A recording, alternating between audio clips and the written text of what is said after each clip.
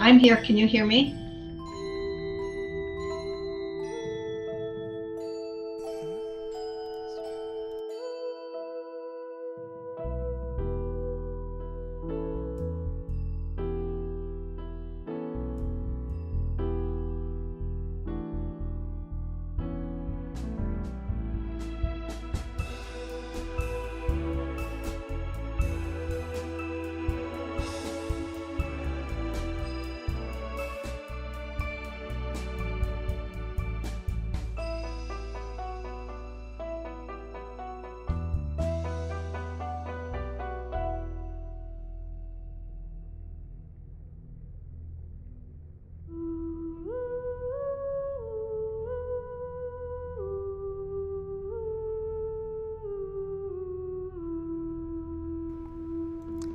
Hello, I'd like you to welcome everyone to Edge of the Universe, and we're going to go ahead and start this presentation on book marketing, keywords and categories.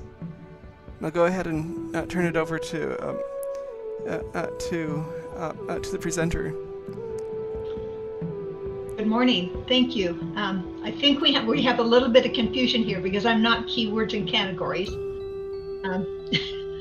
I'm talking about loving books and loving reading.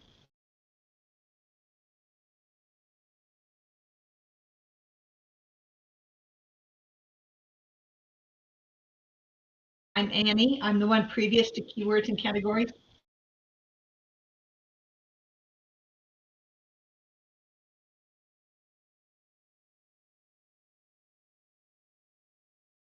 Okay.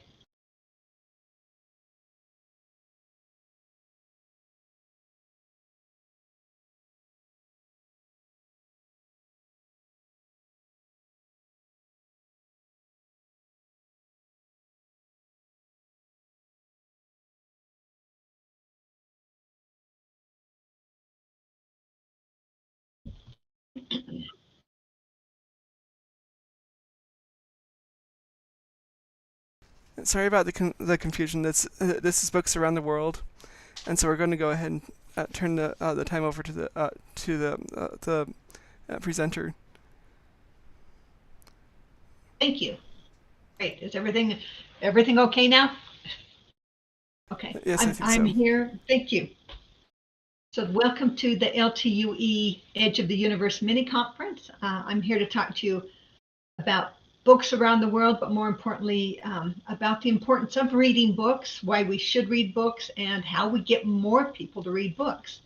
I work in the book industry. I work for Franklin Covey Company, and we do we publish.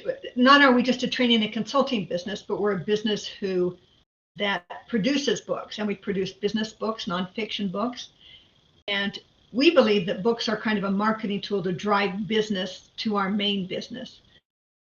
Not only do I help to create and work on the books and project manage the books, I negotiate the contracts with the publishers, and then I sell rights internationally. And so I think that's what makes me probably an expert on speaking about books around the world. I have been all around the world selling books and selling contracts and rights to books for countries, 40 plus different countries or 40 different languages around the world.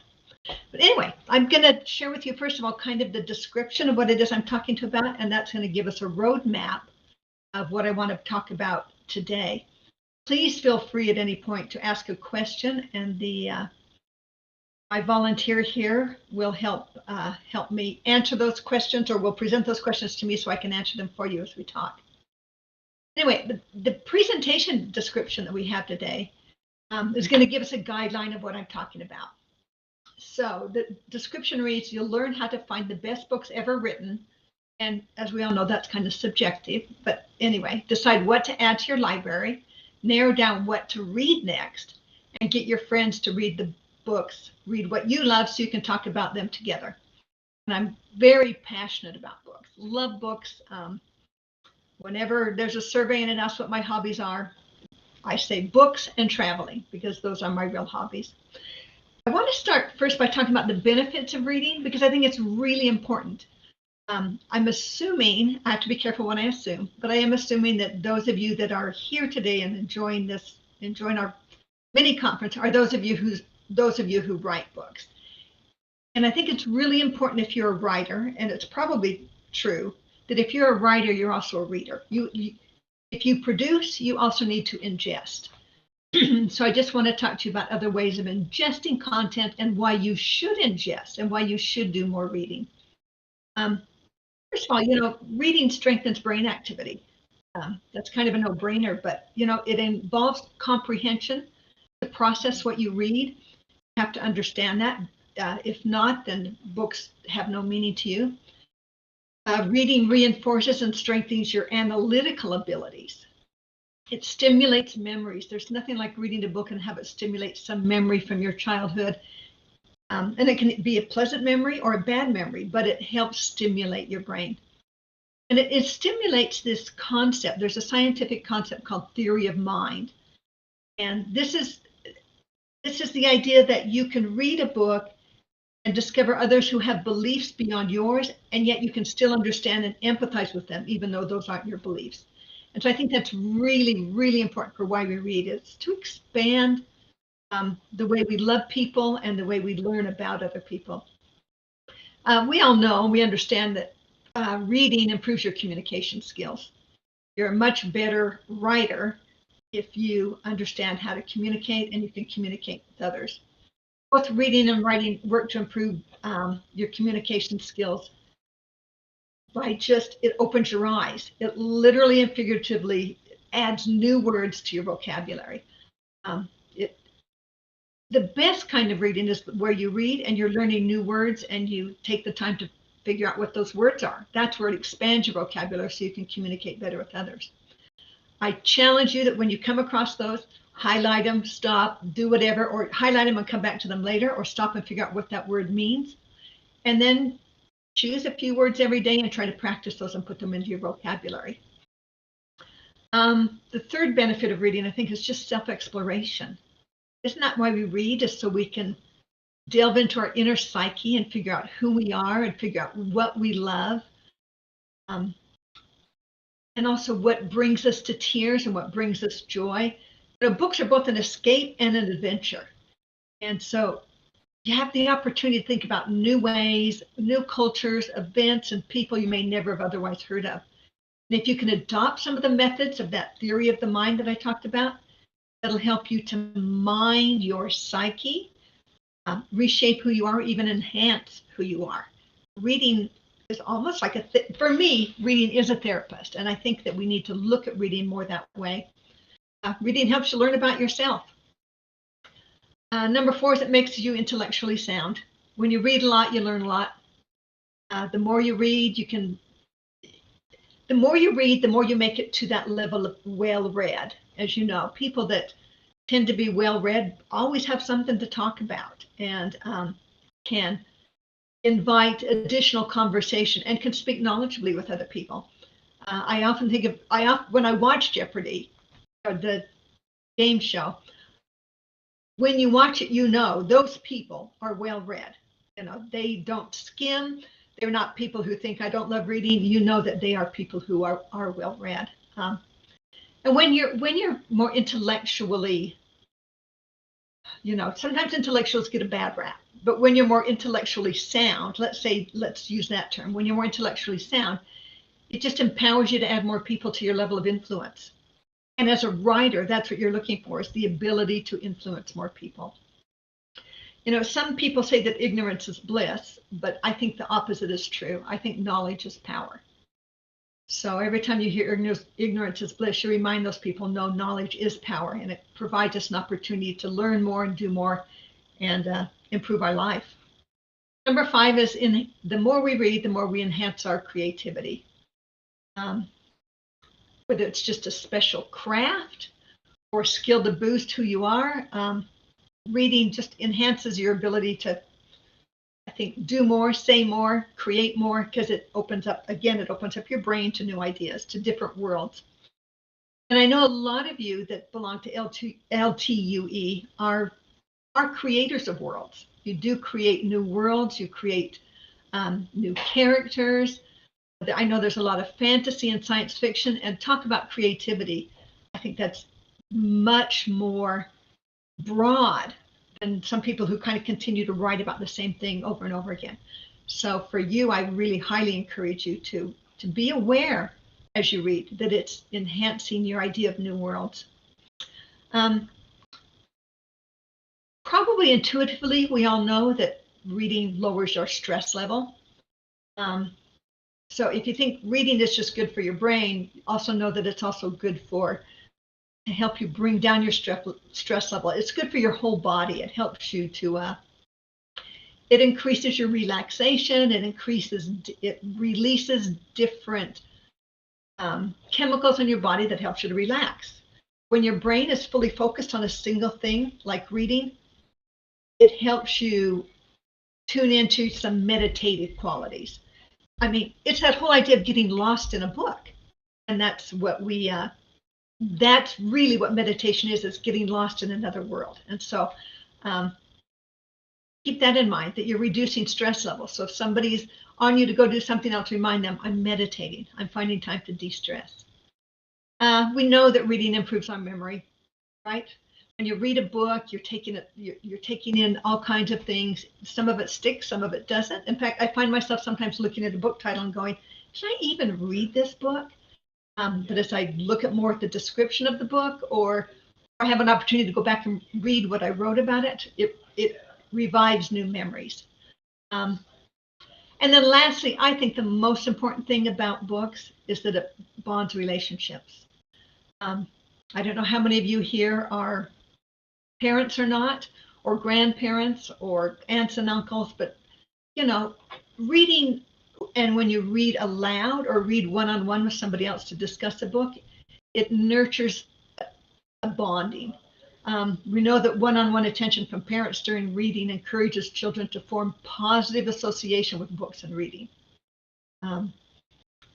It also goes along with the communication. Reading to your children is just another way of showing love, right? Because time means love.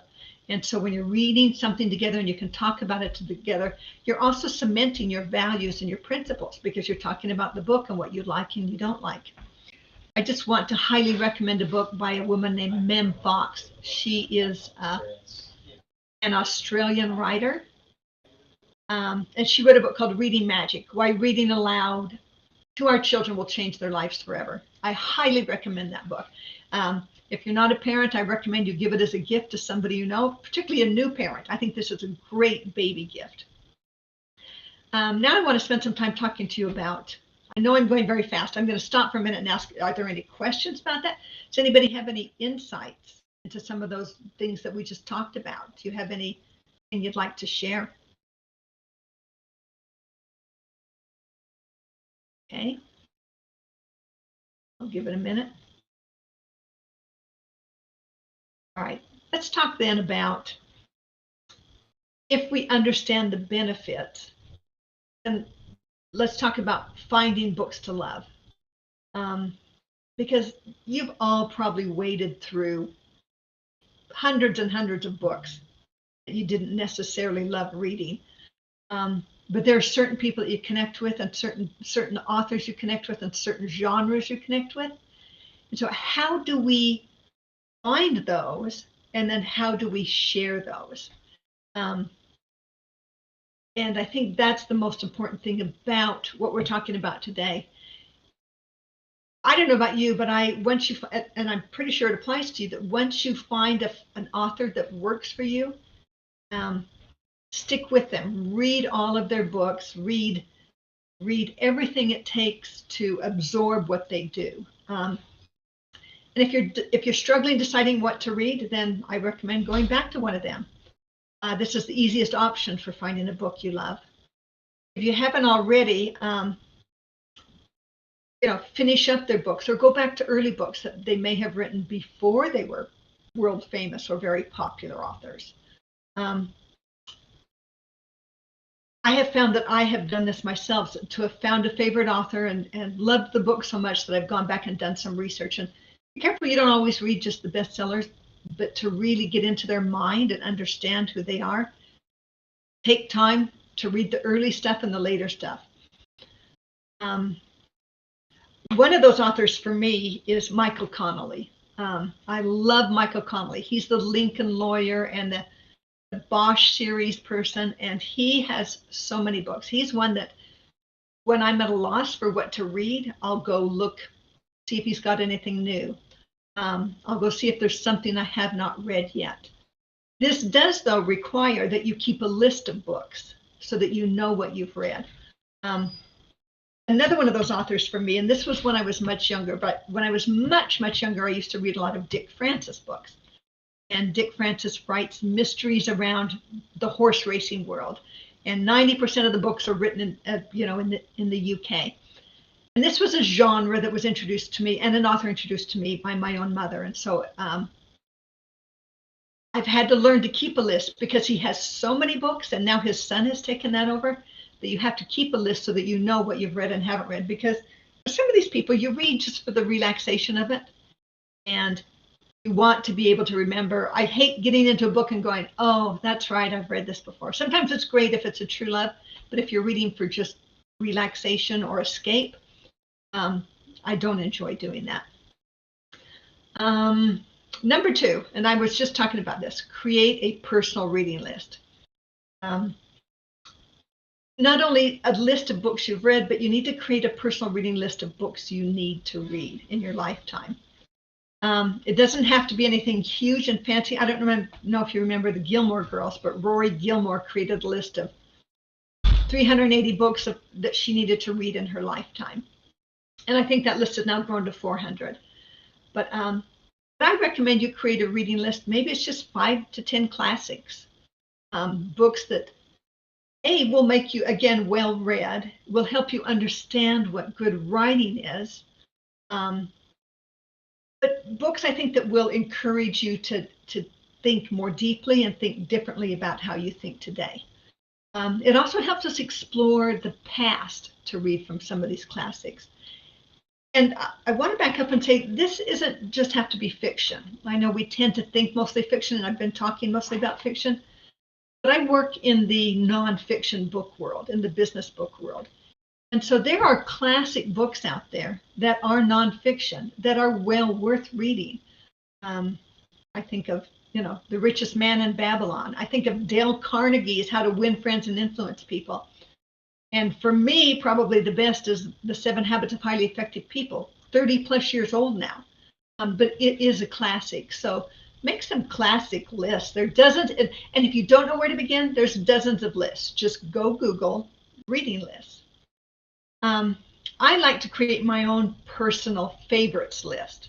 So when I'm looking for a new book or when I'm recommending a book to someone, I can look to my personal favorite list. And here's where I'd love some of your input. I'm just, made some notes of some of my top favorite books. So I have a top 10 favorite horror, genre. And in that includes like The Stand, Stephen King's The Stand and his Pet Cemetery. I also love a book called Boy's Life, which is a horror novel. So Frankenstein. There's all kinds out there. So I'd love your input on what some of your favorite top 10 horror, I call it my Halloween list, but The Turn of the Screw, I want to put that one in there. So I have a list that I can go back to at a future date, or, if there's an event that somebody asks me, what's my favorite? I have a personal reading list of books I've read that I'd recommend right off the top. I also have a top 10 favorite Christmas list, some of my favorite Christmas books. The Worst Christmas Pageant Ever, O. Henry's, drawing a blank, The Gift of the Magi. So top 10 favorite American authors. Who are yours? On mine, I have Willa Cather, Wallace Stegner, Harper Lee. Anybody else have anything in there that you love that are American authors that some of you may be thinking? Terry Sanderson, Ursula Le Guin. I'm not sure if she's American. Anyway, top 10 favorite sci-fi. In this list, I have to tell you, I just finished the book called Upgrade, Blake Crouch. I loved the book Hail Mary, The Martian. So it can be current books, but it would behoove you as a writer to be able to also let people know that I am a good writer because I'm also a good reader. So I highly recommend you create these lists for yourself, keep them fresh and updated so you can talk to them later. Top 10 favorite detective series. Who's your favorite detective? Who's your favorite writer? I mentioned before Dick Francis. I love the Sherlock Holmes stories, the old ones, the new ones, anything Sherlock Holmes is stuff that I love. Agatha Christie, Janet Ivanovich. Tell me, who's your favorite detective? I also love the Jack Reacher series. So again, I'm just encouraging you to be much more engaged in creating lists that work for you. And then I have to throw in some of my favorite self-help books. And obviously the one at the top of the list is The 7 Habits of Highly Effective People. It's a classic. Every week I look at the Nielsen book scan report, and 7 Habits is every single week in the top 10. It's amazing how well that book is done. Atomic Habits is another really good book that's out there. Multipliers by Liz Wiseman. Energy Bus by John Gordon. Even though you may be a fiction fantasy writer, I highly recommend that you invest a little bit in nonfiction. Not only because it will expand your way of thinking, but because it's going to help you be a better person, have some self-renewal. And in that sense, it makes you a better writer. And I think it also helps you with marketing. When you can see how others have outlined and done things, it will increase your productivity, which will increase your productivity.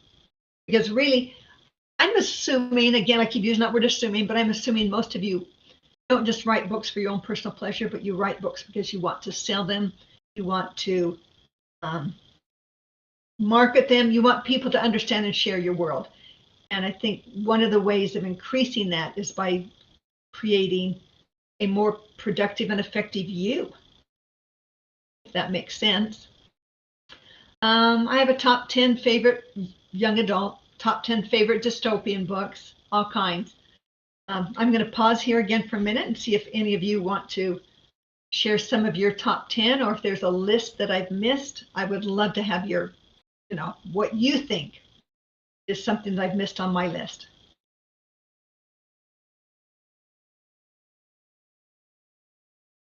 Very quiet audience today. Well, we're going to whip through this quickly then. Anyway, one of the strategies I suggest you use to pick a book from your reading list is to determine how relevant it is to your life right now. Does that make sense? Take note of your mood and your stress levels, how busy you are, what you're curious about. I oftentimes will go to I want to back up first and say, as I talk about all this, I'm also including in this that audio. I think listening to audio is the same thing as reading a book. You're still ingesting new content and you're experiencing worlds. I love books and I love paper, so I'm not trying to talk you out of it. But audio is great because you can listen to audio as you do other things. If you're commuting, listen to audio. If you're doing a busy task around the house, you can listen to the audio and be doing that at the same time.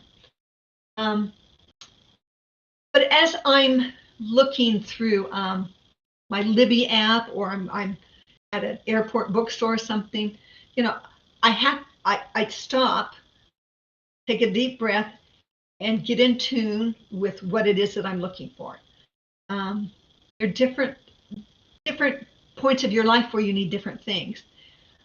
If I'm highly stressed, if everything in the world is getting to me, then you know what? I want to find a book that helps me to relax. I want to find a book that isn't necessarily about espionage, or a book that isn't necessarily about politics. I want to find something that helps me gain or helps me ground myself. How busy are you? If you're super busy and you're reading for escape, find a book this is where the Sophie Kinsella books fall. You know what? Pure escapism. I don't know whether I'm speaking to men or women here, but Sophie Kinsella just writes lots and lots and lots of easy throwaway. They're fun, they're entertaining, they're well written, but they're certainly, not necessarily classics. It's the Bridget Jones kind of stories, or a Diary of a Shopaholic kind of book. So know how busy you are in life. If you're super busy, you don't want to go there. If you have time to invest and really want to absorb a book, take that into account. Pick up a book that, has a particular interest, or you're at a particular period of your life, wherever you are in your life. I personally have just reached my saturation point of World War II female spies or resistance fighters. Right now, there's a huge, huge market, and I don't know what brought it on, but there's a huge market for those books. Every bookstore will have just hundreds of them. And I've probably read 4 or 5 in the last few months, and I'm done, saturated, had enough. You know what? I just can't take anymore. And then also I find myself, there's another genre that I just can't take any more of. I can't read another Girl on the Train or The Family Next Door, The Guest List, The Reckoning, those kinds of books, those psychological twists and turns. They're really fun. I'm not speaking against them. And as you can tell, I'm not necessarily talking about a lot of sci-fi and fantasy, because that's not necessarily where my love is. I love the new sci-fi kind of stuff. Like I said, I love Hail Mary, probably one of my top 10 favorite books. I love that book. But the fantasy is just not my genre. So if I'm missing something, please tell me where I should start. I've read Ursula Le Guin. I've read the Dune series, but it's not my day-to-day go-to kind of read, unless I find somebody who highly recommends it, and then I will read it. Anyway, your needs are always changing. Be in tune with what you want. Try to listen to what's inside you for what it is you should be reading. Pick up a book that resonates with those needs. I'm going to make a plug for going to bookstores and libraries. 90% of what I read probably comes from my Libby Overdrive app. That's where a lot of my personal reading. Every day at work, I'm reading a nonfiction book, or I'm editing a nonfiction book. So where I do most of my browsing is on my Libby app. And I'm going to confess that my guilty pleasure, I travel a lot. So my guilty pleasure is to buy a book at an airport bookstore. And it's typically one of those books that's The Girl on the Train, or something very popular, very mass market. That's a bad habit I have. I love it. I love to get on an airplane and just lose myself, as opposed to just watching movies. So that's what I do. And this again is the place where you can go and you can feel books. There's something to be said about the feel and the smell and turning the pages. And as sappy as this sound, teardrops falling on those pages, and it's just, it is what I love doing. And so I recommend, out of all the books you're reading, make sure that a lot of them are still paperback books. Again, it supports the community you belong to. We're not paperback books, but paper books, books bound. There's something just special about those. And also just go support your local library. Go visit an old-fashioned library. That is probably one of my favorite memories as a child, is riding my bike to the library, which was miles away, and having a basket on the front of my bike and loading it up with books and taking those books home. That's one of my favorite memories about reading, because I've always been a reader. I also like to check out the New York Times bestseller list. I don't always go by it, but I often do, particularly when I'm in a mood where, hey, I need something to read. What is it people are reading? And I do that because when you're reading what's a bestseller right now, it gives you opportunities to start up a conversation with someone. And so, most people now are talking about what they're seeing on Netflix or what they're seeing on Amazon Prime Video. Let's not leave out, what it is we're reading. Again, it's going to reinforce that the paradigm for yourself and for others is that you're a well-read person, you're intellectually a sound person, and that you're open to new ideas. So I recommend that you check out the New York Times bestseller list, both fiction and nonfiction. And then if you don't want to buy those, certainly you can peruse them on your app or go to your local library again. Now I'm going to talk about something that I think is a little different. I'm okay sometimes to say this book isn't for me, particularly if it's escape kind of literature. But if it's a classic, I'm going to advocate maybe reconsider going back and finishing it. Maybe you started something when you were young and it just wasn't for you. But it's something maybe that you should read because it does make you well read. Go back and reconsider reading it. This is a common mistake a lot of us are guilty of closing a book and setting it aside and saying, I'm either not ready, that isn't for me, or I don't like it. So, just consider going back and finishing it, just so you can say you have. I'm not advocating you do it with every book, but there are some that as we age and we gain more wisdom, not that I'm aged, but I am hoping I gain more wisdom, that I can go back and finish a book. One of those books for me is the Poisonwood Bible. Started it and just couldn't finish it, but it's on my list of someday to go back and finish that book. It's called the Poisonwood Bible. But feel free, you are free to quit it. Don't burden your life with more guilt about books. Don't want to finish it, don't finish it. It won't go to waste. Whatever you read, you did gain some insights. Don't read just for the sake of that you're forced to do it. Unless, of course, you're a student, you're in school, or your job requires it, then I recommend it.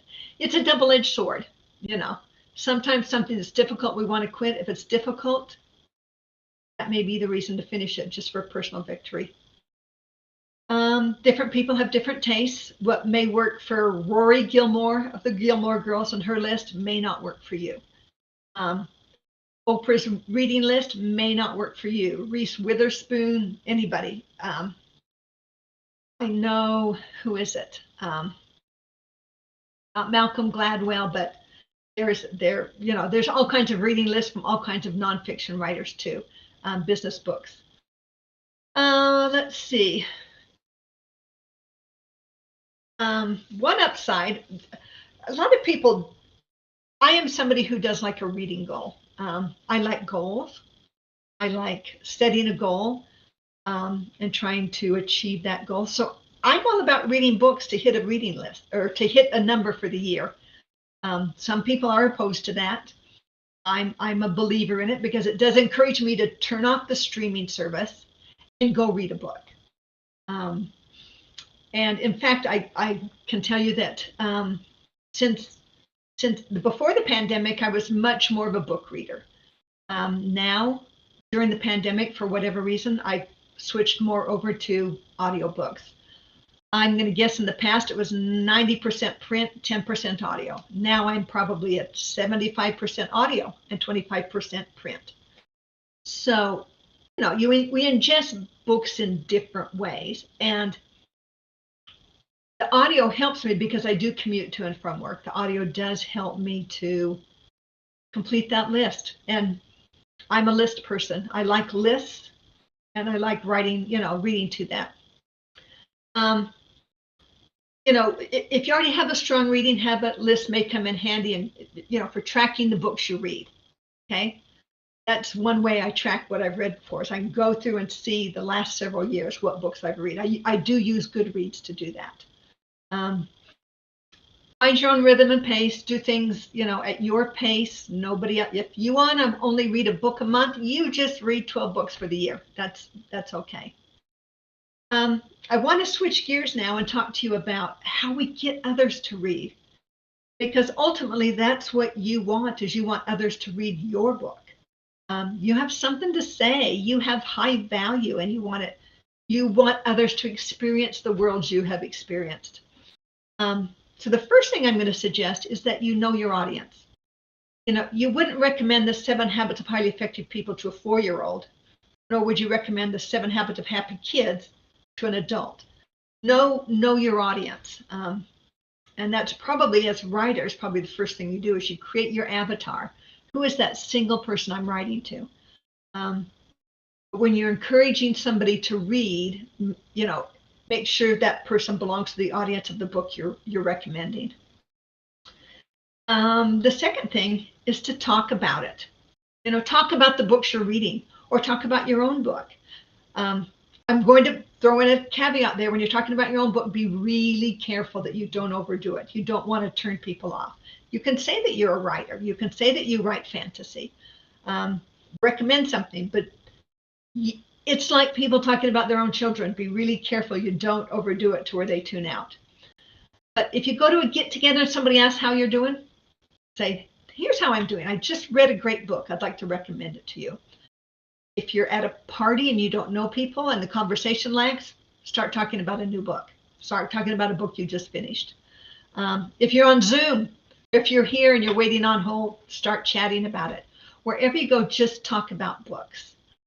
Books create new friendships, and they draw people together. I love books for that reason, is that it's a community, because not everybody loves reading.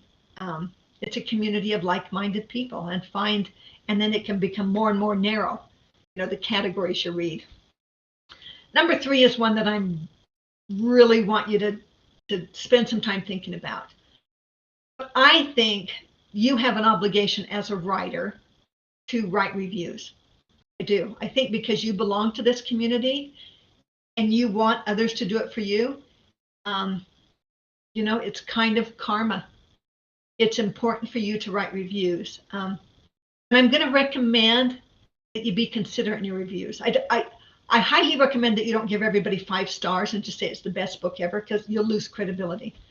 But it's okay to write a review that is considerate and gives probably decent feedback. You can give feedback in your review. Don't trash a fellow writer, please. Karma is going to come back and bite you. Write what you would write to somebody else. And do you sincerely want others to give you honest feedback? Well, then do it in a very considerate and adult and mature kind of way. We get enough trash talking in this world and enough belittling of people. I just recommend you not do it. Write a review. And it's not true that no review is better than a bad review. I disagree with that. You can write a constructive feedback review, but every review counts. And for those of you that understand book marketing, the more reviews you have on Amazon, then it begins to gain traction, and Amazon looks at the algorithms differently. And the more reviews you have, it just lifts where your book is and where it falls. We've discovered that with our nonfiction books, that all of our employees and all of our client partners and everybody who sells our books, all of our clients, we strongly encourage them to write reviews, because it does make a difference. You can write a review on Amazon, you can write a review on Goodreads. I highly recommend you, if it's a good review and it's a fair review, write it on your social media. Go out and help another author. The more you help other authors, the more likely they are to help you. Or you can go back and ask them. When you write a book, you can go to somebody and say, hey, I reviewed your book, gave you a great review. I'm inviting you to write a review for me. Post it on your social media if you've read a good book. I have a community of friends. We have a book club and we have a private page, and we're always sharing the last book we read and what we loved about it. Share it on your Facebook, your Instagram, TikTok about it, even LinkedIn. Just please write reviews and help other people out. As I just mentioned, I have a book club, and I'm a big fan of book clubs. I've got a book club that's been going 7-8 years now and going strong. Consider joining the club yourself. And in fact, if you belong to LTUE, that's probably a lot it is, in a sense, it's a writer's group, but it's also, you need to think about it as a book club. So keep that in mind. Share your own books at a book club. Share the books you love at a book club. If you know somebody who has a book club, raise your hand and say, I'd love to come talk to your book club and share my book with those people. Whether it's review copy or galley and you want to encourage more reviews, that's a great way to do it. Go to a book club. Find out who the book clubs are in your local area. Always, always, always not just ask for reviews, but ask for feedback about books, particularly in a book club.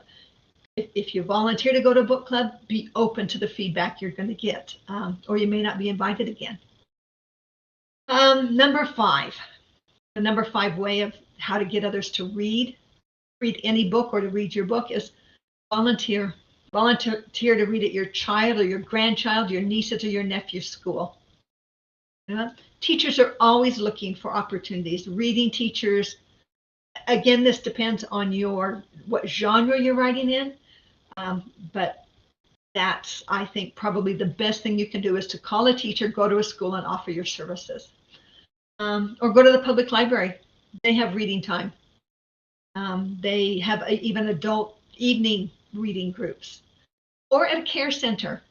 You know what? Just practice reading your book out loud to other people. There's a lot of 55 plus communities that have evening activities. What a great time to offer to read an excerpt. Okay, and then whatever you do, I'm just a gentle, kind reminder to just keep talking about all books and your books. Anyway, that's my presentation for today. Thank you. Thank you for listening in. Thank you for giving me this opportunity so I can learn. Actually, for thinking about this and writing it down, it's made me think I have so many blog posts I can now do. I've got so much to draw from. Every one of these ideas is a whole new blog post. So thank you for that. It's helped me do a lot. I'm welcome to if you'd love to email me, I'm at annie.oswald@gmail.com if you'd like any ideas, whatever I can do to help you. And I'll even open it up. We have just 2 or 3 minutes left. If you have any questions for me, I'd love to answer them, either about market or the international market or books. Okay. We have a question from Alfie. He asks, if you're interested in writing for a particular genre, how do you choose good representatives of that genre? And books that would that aren't necessarily in that genre, but would fit in that would fit and give you the right mindset for writing in that genre. Okay, if I understand the question you're asking is, as a writer, how do you get into that genre, or how do you get into the mode of writing in that genre? Help me understand the question one more time. I think it's how to understand that genre and or find books to help you understand that genre. Oh, okay. One thing is certainly on Amazon, they have a whole bunch of categories. Again, if you're, go to Amazon, type in children's books, type in fantasy books, it'll give you a whole list of or best-selling fantasy books. Then go through, see those titles, read the descriptions, and it'll give you a better sense of, is this where I want to go? And then you'll discover too what the categories are. And that it's kind of like a scavenger hunt. It'll lead you to the next and the next and the next. And you'll find your place that way. On Amazon, type in best-selling whatever book you're looking at. If you think you might be fantasy, type it in, and then you'll have a better sense. I hope that answered your question. And Thomas had an observation as well about reviews. He pointed out that sometimes to consider a 1-star review can help you. It can help me know that what I like, that I'm going to like that particular work, and so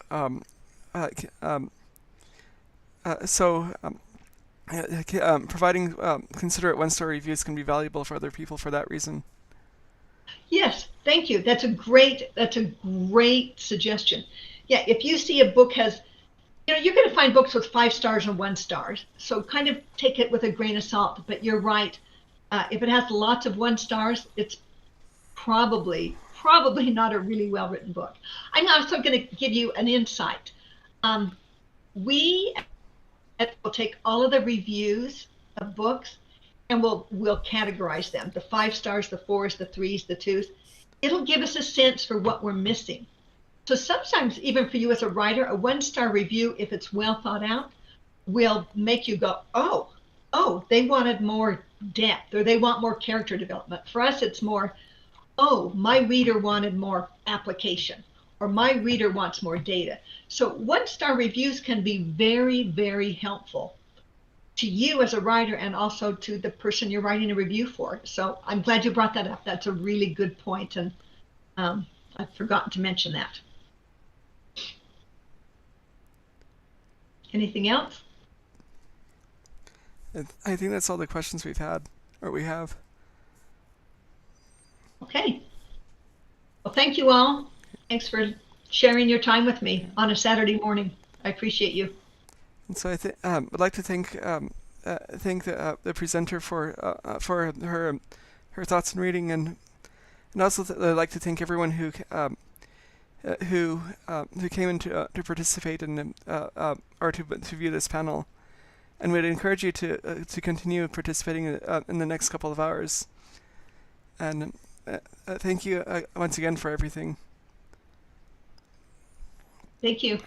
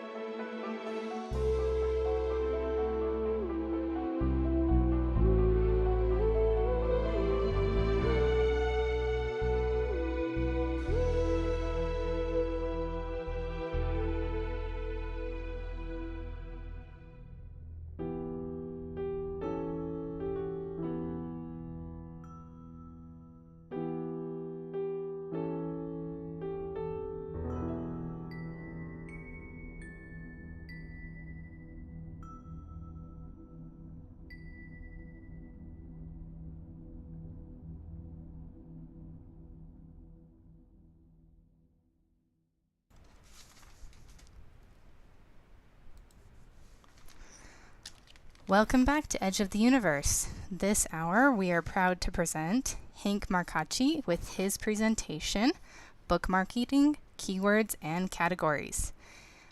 He will not have time at the end to do questions, but he said he's willing to do some in the Discord chat, so you can go ahead and post those during the presentation, and he will be willing to answer a few of those after it's over. Thank you again. We are really excited about this, Hank, and take it away whenever you're ready. Wonderful. Thank you so much for having us here. We're so excited to come in.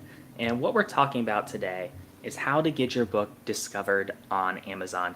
And this is a topic that a lot of authors don't think about until they've written their book, or it's something that a lot of times they think of secondarily. And we're going to talk about how important this is and how it can help you get more readers and help you get more sales.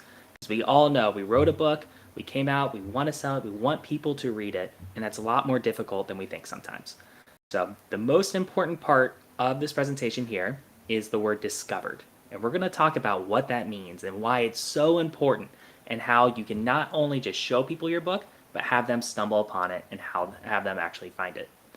Now, the most important thing, or one thing that's really important here as well, is the word Amazon. And you might be wondering, why Amazon? Why are we focusing upon them?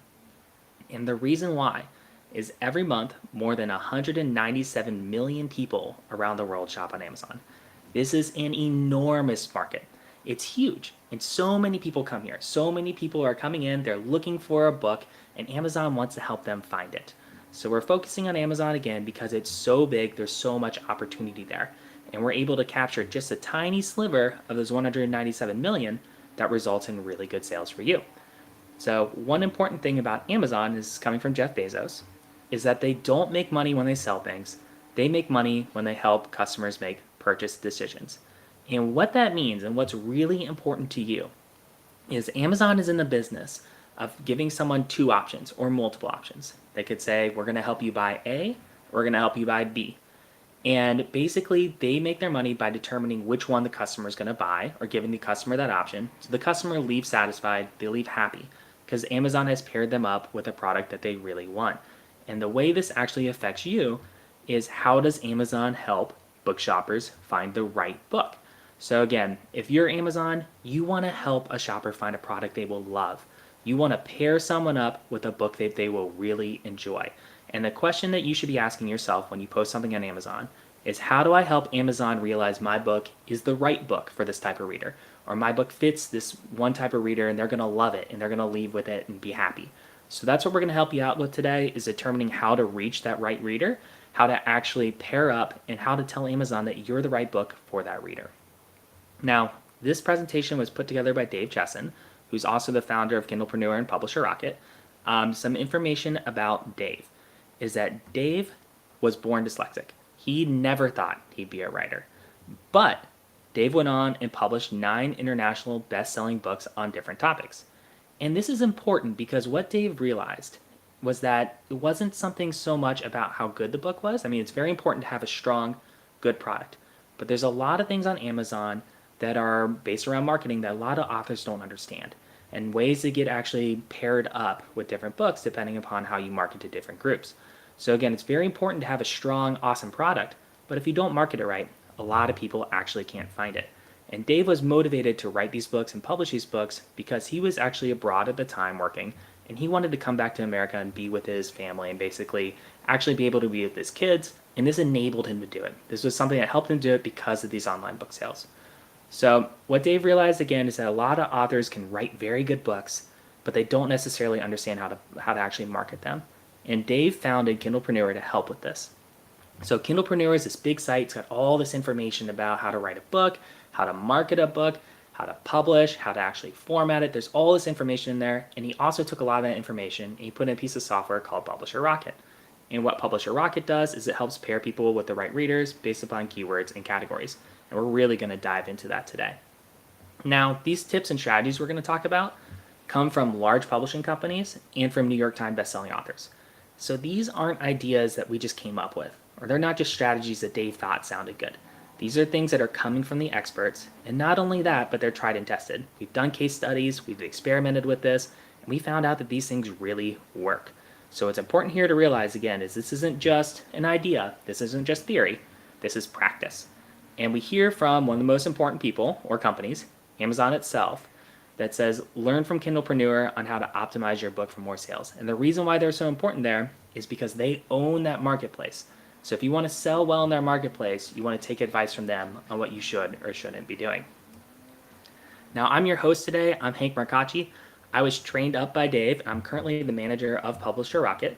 But some things about me is I was an engineer and I always had the dream to become an author. And this is something that when I went to school, I heard about how it's so difficult to become a bestseller. It's so difficult to be able to support yourself as an author. So I went on to become an engineer, which is my second love. Now, I realized through there that I could become an author. I saw a lot of these marketing tips and tricks and realized ways that you could actually go on to do this. So I went ahead and I wrote a book and I became a best-selling author on Kindle and reached the top 50 in the entire Kindle store. And this was a huge accomplishment of mine. And a lot of this, again, came from marketing. It came from these ideas that we'll talk about today. And it's all about how to better position your book so that readers who love it will find it. How can you connect again with the people that love your book, that want to read it? Now, I'm a data addict. And what I mean by that is I have a passion for machine learning and analytics. So I can look at all the numbers. I really enjoy trying to determine what separates one book from another. And that brought me on to be the product manager of Publisher Rocket, to meet up with Dave and to continue pushing it farther and farther so we can determine more tips and tricks to help authors. Now, the question I always ask is, what makes a bestseller a bestseller? If you have two different books and you look at them before they hit the Amazon store, can you determine which one's going to be going on to become a bestseller and which one won't? And I think a lot of times there are things in there that determine that one book is going to do better. Even if they have very similar story quality, even if both of them are great, there are things that you can do to help one book do better than the other, or determine why one's a bestseller and why one isn't. And we'll really be getting into those today. And what we'll be looking at are the steps that you can take to increase the number of shoppers that discover your book. Now, we talked about how the word discover is so important.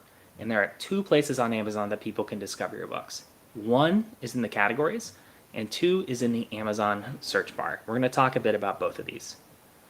So with search, the way that Amazon search helps is that 66% of book shoppers begin searching for their book through search. So 2/3 of people that go to Amazon search for the book that they want. And the way that you can determine how you show up on search is through the 7 Kindle keywords that you choose for KDP. So you see, for example, here, someone's typing in a keyword. So they're typing in sci-fi military up top. And they go down, and these are all the books that Amazon is telling them. If you're interested in sci-fi military, if this is what you want, then here are your options. These are the ones you should read. And remember, this is, like Jeff said, Amazon is giving people the option. It is helping them make a purchase decision by showing them which books are actually coming up. Now, categories help in a different way. So search is all about someone knows what they're looking for. They're like, okay, I want to read about sci-fi military. I want to read about this specific thing. But categories is kind of like walking through a bookstore. And when you walk through the bookstore, there's a ton of different genres, right? Or all the different bookshelves. And that's what categories are like. This is like the bookshelf that you walk by in the bookstore. And basically what a category does is it pops up the top 20 books in the category that people will browse through. And they'll see these books and they have the option of whether or not they want to buy them. And it's the bestseller books that make their way to the top of these categories that people walk by and determine, hey, I want to buy this, or no, I don't. So again, this is Amazon helping your book become discovered by putting it at the top of these categories. And if you become a #1 bestseller, you get that beautiful little orange tag up top that says bestseller. And what that means is that people that are scrolling through the Amazon store can see that you're a bestseller. They can tell that your book's doing well, and they might want to read it more. It really makes it pop more than just a standard book title or the picture. If you have that little bestseller tag, people take a second glance, and that helps with your discoverability. Now, keywords plus categories are what actually yield or what create this discoverability. So if you can enhance both of these, it makes your book more discoverable. It means people can stumble across it on Amazon and find it organically. And that's our goal here, because a lot of things we talk about today, these are free. These are things that you change settings in Amazon, and it actually makes your book appear more often. So we're not even talking about ads today to increase discoverability. We're just talking about settings that you can change, that you can do quickly, that can help more people find your book when they're just going around the Amazon store. So we're going to have 3 secrets for you today. The first secret that we have is that everyone can have a bestseller without spending thousands of dollars on ads or working 18 hours a day. So this is really important because I didn't think this was possible when I came in and started publishing books. And what this means, again, is that you can come in and you can get that Amazon bestseller tag without crazy resource expenditure. And we'll talk about why and how that is possible for any author to do this. So the two ways that we get there are, one, you have to find profitable keywords, and two, you have to select best-selling categories. And we'll focus in upon keywords first. Now, when we say keywords, what I am particularly referring to are these 7 keyword boxes on Amazon. And these are where Amazon gives the ability for you to actually enter these in. Now, the first time I published a book, I made a huge mistake. I saw this optional word up top, and I didn't put any in here. And that is the worst thing that you can do, because if you don't put any in there, Amazon doesn't know actually how to show your book. So if you write a fantasy book and Amazon doesn't know that it's a fantasy book, if someone types in that word, they're not going to find it, or whatever keyword that you have in here. So it's really important to fill these out. And we'll talk about even more how it's really important to fill them out with the right keywords, because certain ones will help you and certain ones won't. Now, these keywords are, again, what people use in search to find their book. So when you go type in sci-fi military, Amazon gives you all the pages of results, just like Google does. You can go in here and you can find the book and determine whether or not you want to buy it. If you have a keyword that says sci-fi military, you will show up somewhere in this list. So you're going to be somewhere in this response. Now, you might be on page 30, and we'll talk about how to improve that soon, but basically you will be in here. So if you have the keyword that matches a search, you will show up on Amazon. And what's really astounding here is that 66% of book shoppers start their search on Amazon through Amazon Search, right? But 89% of them end in a purchase. And what this means is that almost everyone that goes to search actually buys off of this. And the way to think about this is it's like walking into a grocery store. When you walk into a grocery store, most likely you're going to walk out with something. Amazon is the same way. When people come into Amazon, they want to leave with their book. They're looking for their next great story. And when you're in search, Amazon pairs them up with it and hopes that they actually take one, leave with it, and purchase it. So they have a book and leave happy. Now, there's some data science here that we're going to talk about. And what this will help out is determining good keywords versus keywords maybe you don't want to use, and how these keywords actually contribute to you helping you become more discoverable upon the Amazon store.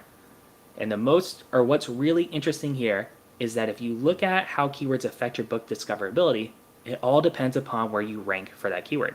So if you rank in first place position, like if I go type in sci-fi military and you are the top #1 book, that means for all the searches that type in sci-fi military, you're going to get 27% of the clicks.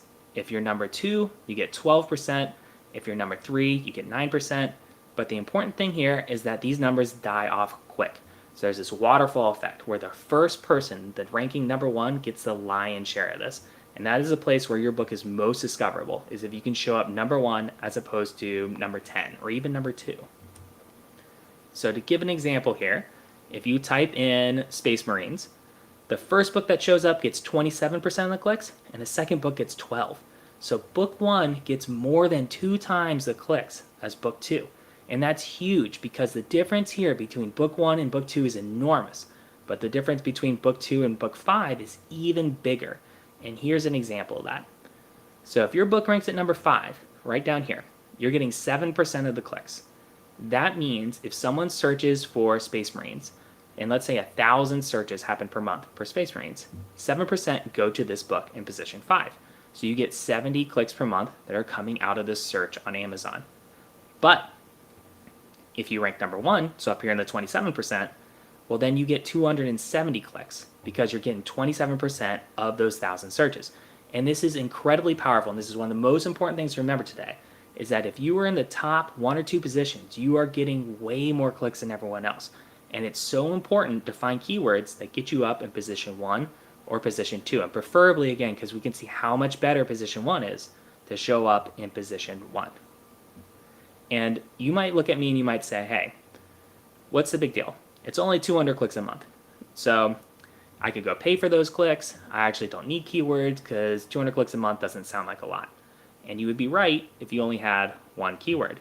But what we know on Amazon is there are 7 keyword boxes. So you could have keyword 1 worth 270 clicks a month, keyword 2 at 122, keyword 3 at 87, keyword 4 at 112, keyword 5 at 66, keyword 6 at 211, and keyword 7 at 167. And what's important is it's the addition of all these together that drive your book's popularity and the way that people can actually discover it on Amazon. So this isn't just 270 clicks, it's the addition of all of these. And if you look at keyword 5, for example, that only has 66 clicks, you can imagine if you improve keyword 5 and keyword 3, how many more clicks you would get, how much additional traffic would come in just organically from Amazon search if you can improve those two. So the most important thing to take apart from here is that all of these add up. They contribute together towards your one book. And in order to understand how to improve keywords and how to choose the right ones, we have to answer what they are. So keywords are the words that your target shopper uses to find the book that they want. It's what they type in Amazon search to actually determine or get back a list of books that they want to read.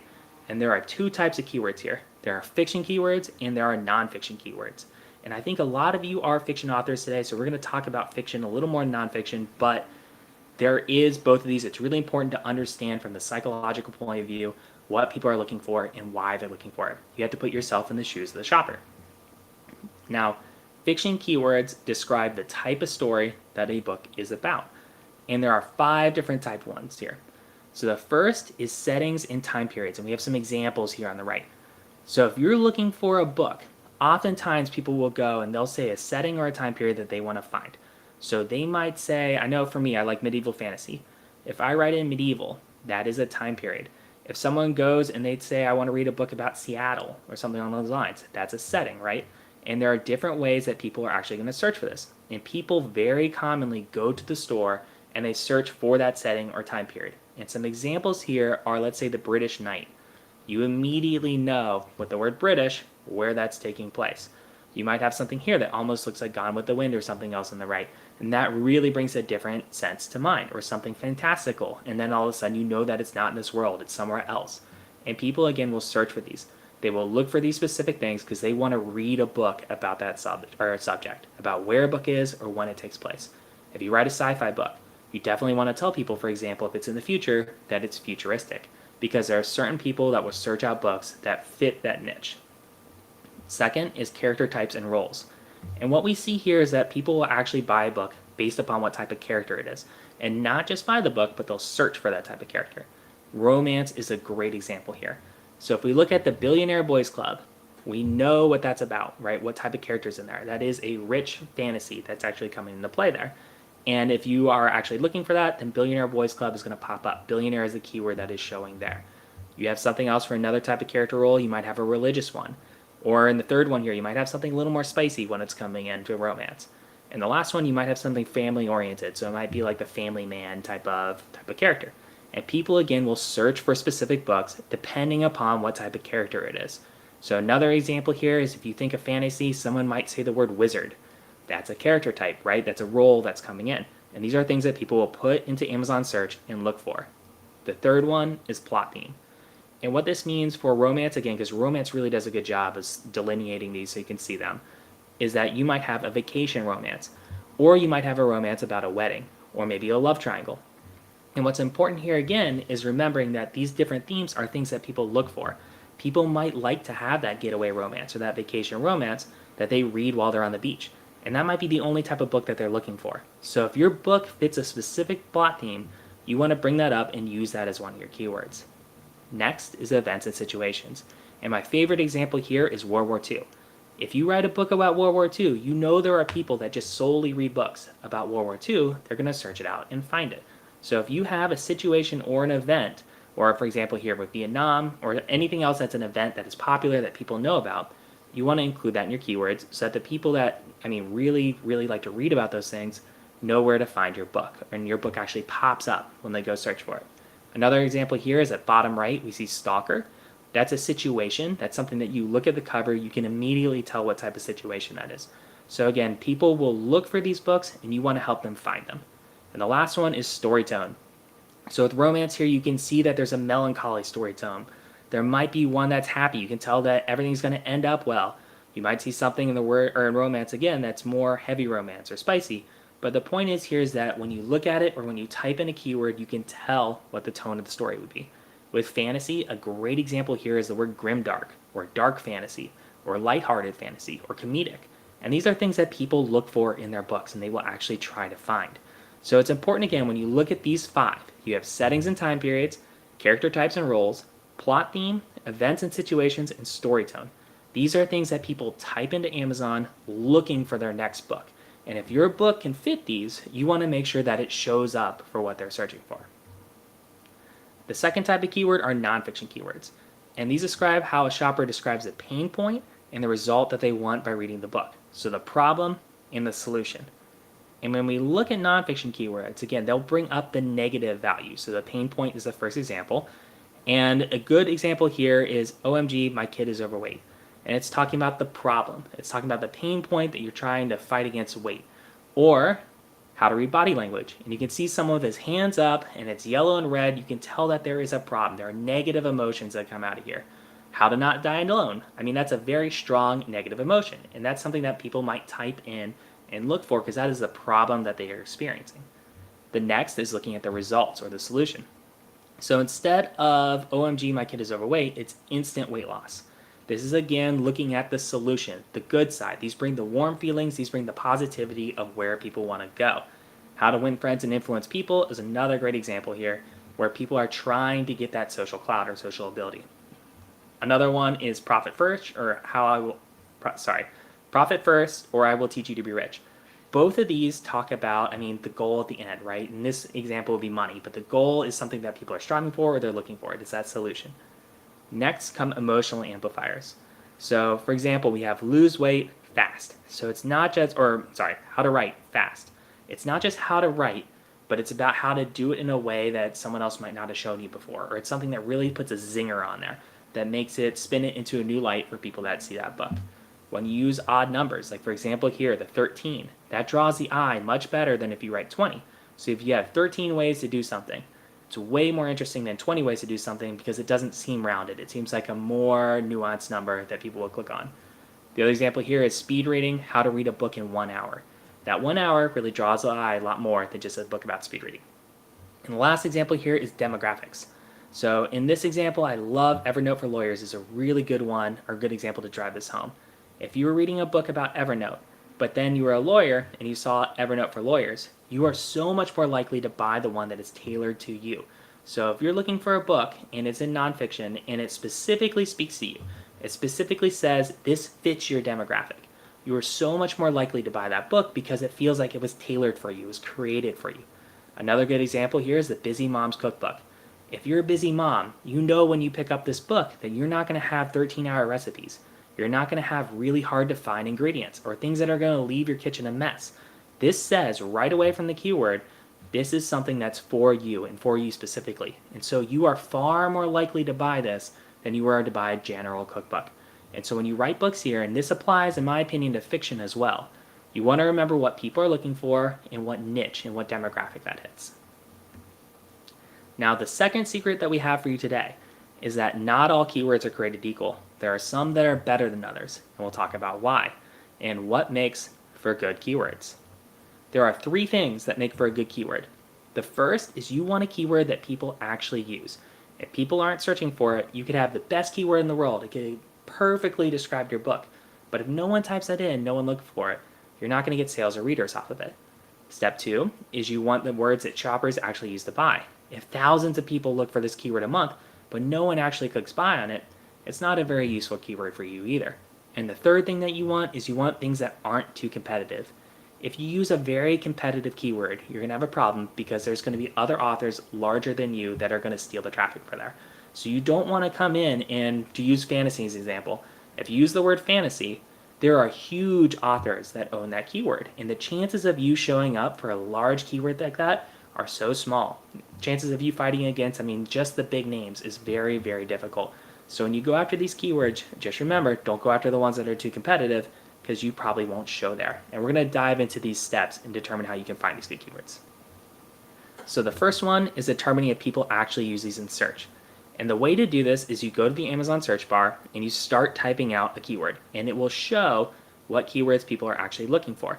So remember, these on the Amazon search bar, they only show things that people, or hundreds of people before you came in here, are actually looking for. They're doing that autocomplete to help you out to determine whether or not that's something you might want to find. And Amazon shows us this because people are looking for it. So if you go type in your keyword up here, all of a sudden you have all these awesome suggestions down here that you can tell people are looking for these because Amazon's showing you back because it's a commonly searched phrase. So go type it in, and then if you put an S on the end or you slightly modify it, you'll see all these keywords change. And these are ones that you're going to want to write down and know that these are keywords that people actually search for on the store because Amazon is recommending them. 2 is you want to make sure that shoppers actually buy using this keyword. And the way you can tell that is if you go type that keyword into Amazon and then you click on the first book that shows up, you can go find what's called the Amazon bestseller rank, and that's going to be in the book description. You take that bestseller rank, you put it in the Kindle bestseller calculator, and all of a sudden we know how many books they're selling per day. And this calculator is available on Kindlepreneur. You can find it there, and it converts that rank into books sold per day. So now you can tell if people are buying based upon that keyword. And for those of you that don't know, the Amazon bestseller rank basically shows what order or how many books you sell per day. So it shows at number 1 who sold the most books that day, and then everyone after is in order of how many books they sold. So if you type that in, you can find out and calculate how many books someone is selling per day and use that to determine whether or not someone's actually winning using that keyword. And then the third thing that's important is you want to use words that aren't too competitive. So these are some examples of ways that you can tell if a word is competitive. The first example is if an author is famous. If you go type in a keyword and the first person that pops up, let's say, is Terry Pratchett, you're going to have a hard time winning for that keyword because someone famous owns it that's making a lot of sales. It's going to be very hard to convince Amazon to show you instead of them. The other example is book cover quality and reviews. If you can tell right away from the cover quality, the reviews, and the book description that this is a very professionally put together book, you're going to have a hard time ranking for that keyword as well. Age is important. So if there's a book that's 20 years old, there's a lot better chance that you can get that keyword than if it's something that's published yesterday and hot and people are buying. And then the last ones here are the blog, knowledge of marketing skills, and promotions or advertisements. And what this means is that if you can tell the author of this book is very marketing savvy, that means that they probably know all about keywords and it's going to be much harder for you to actually get it. So it's important to look at these to determine what is and isn't competitive and go after the ones that aren't super competitive. Because if it's too competitive, you won't show. And remember how important it is to show up as number 1 on that Amazon rank versus number 5. Now to do this, or to actually get your 7 keywords that you need, you're going to build a spreadsheet and you're going to repeat this process over and over. So you're going to go type in the keywords that you want. You're going to see all the ones that Amazon recommends. You're going to store that in one column. And then you're going to go through and you're going to see how much each one of those sold. And you're going to store that in the second column, how much money that book makes. And then the third thing is you'll say low, higher, medium competition. You'll do that again. And it's going to take you a while, but you're going to do that over and over and over until you know what keywords are the right ones for you, until you find the 7 best possible keywords that describe your book. Or I can show you the easy button to get this done in minutes rather than hours, because again, that's going to take you a long time to do. And that easy button is Publisher Rocket.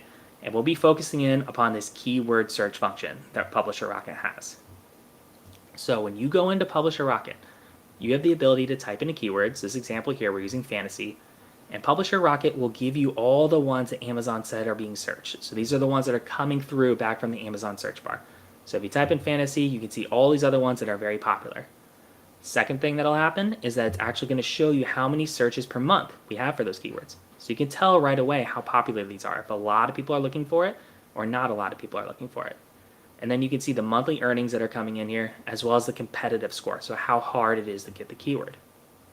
And this yields some very interesting results, which we're going to take a look at. And the best, or one of my favorite examples here, is if you write a book about parenting.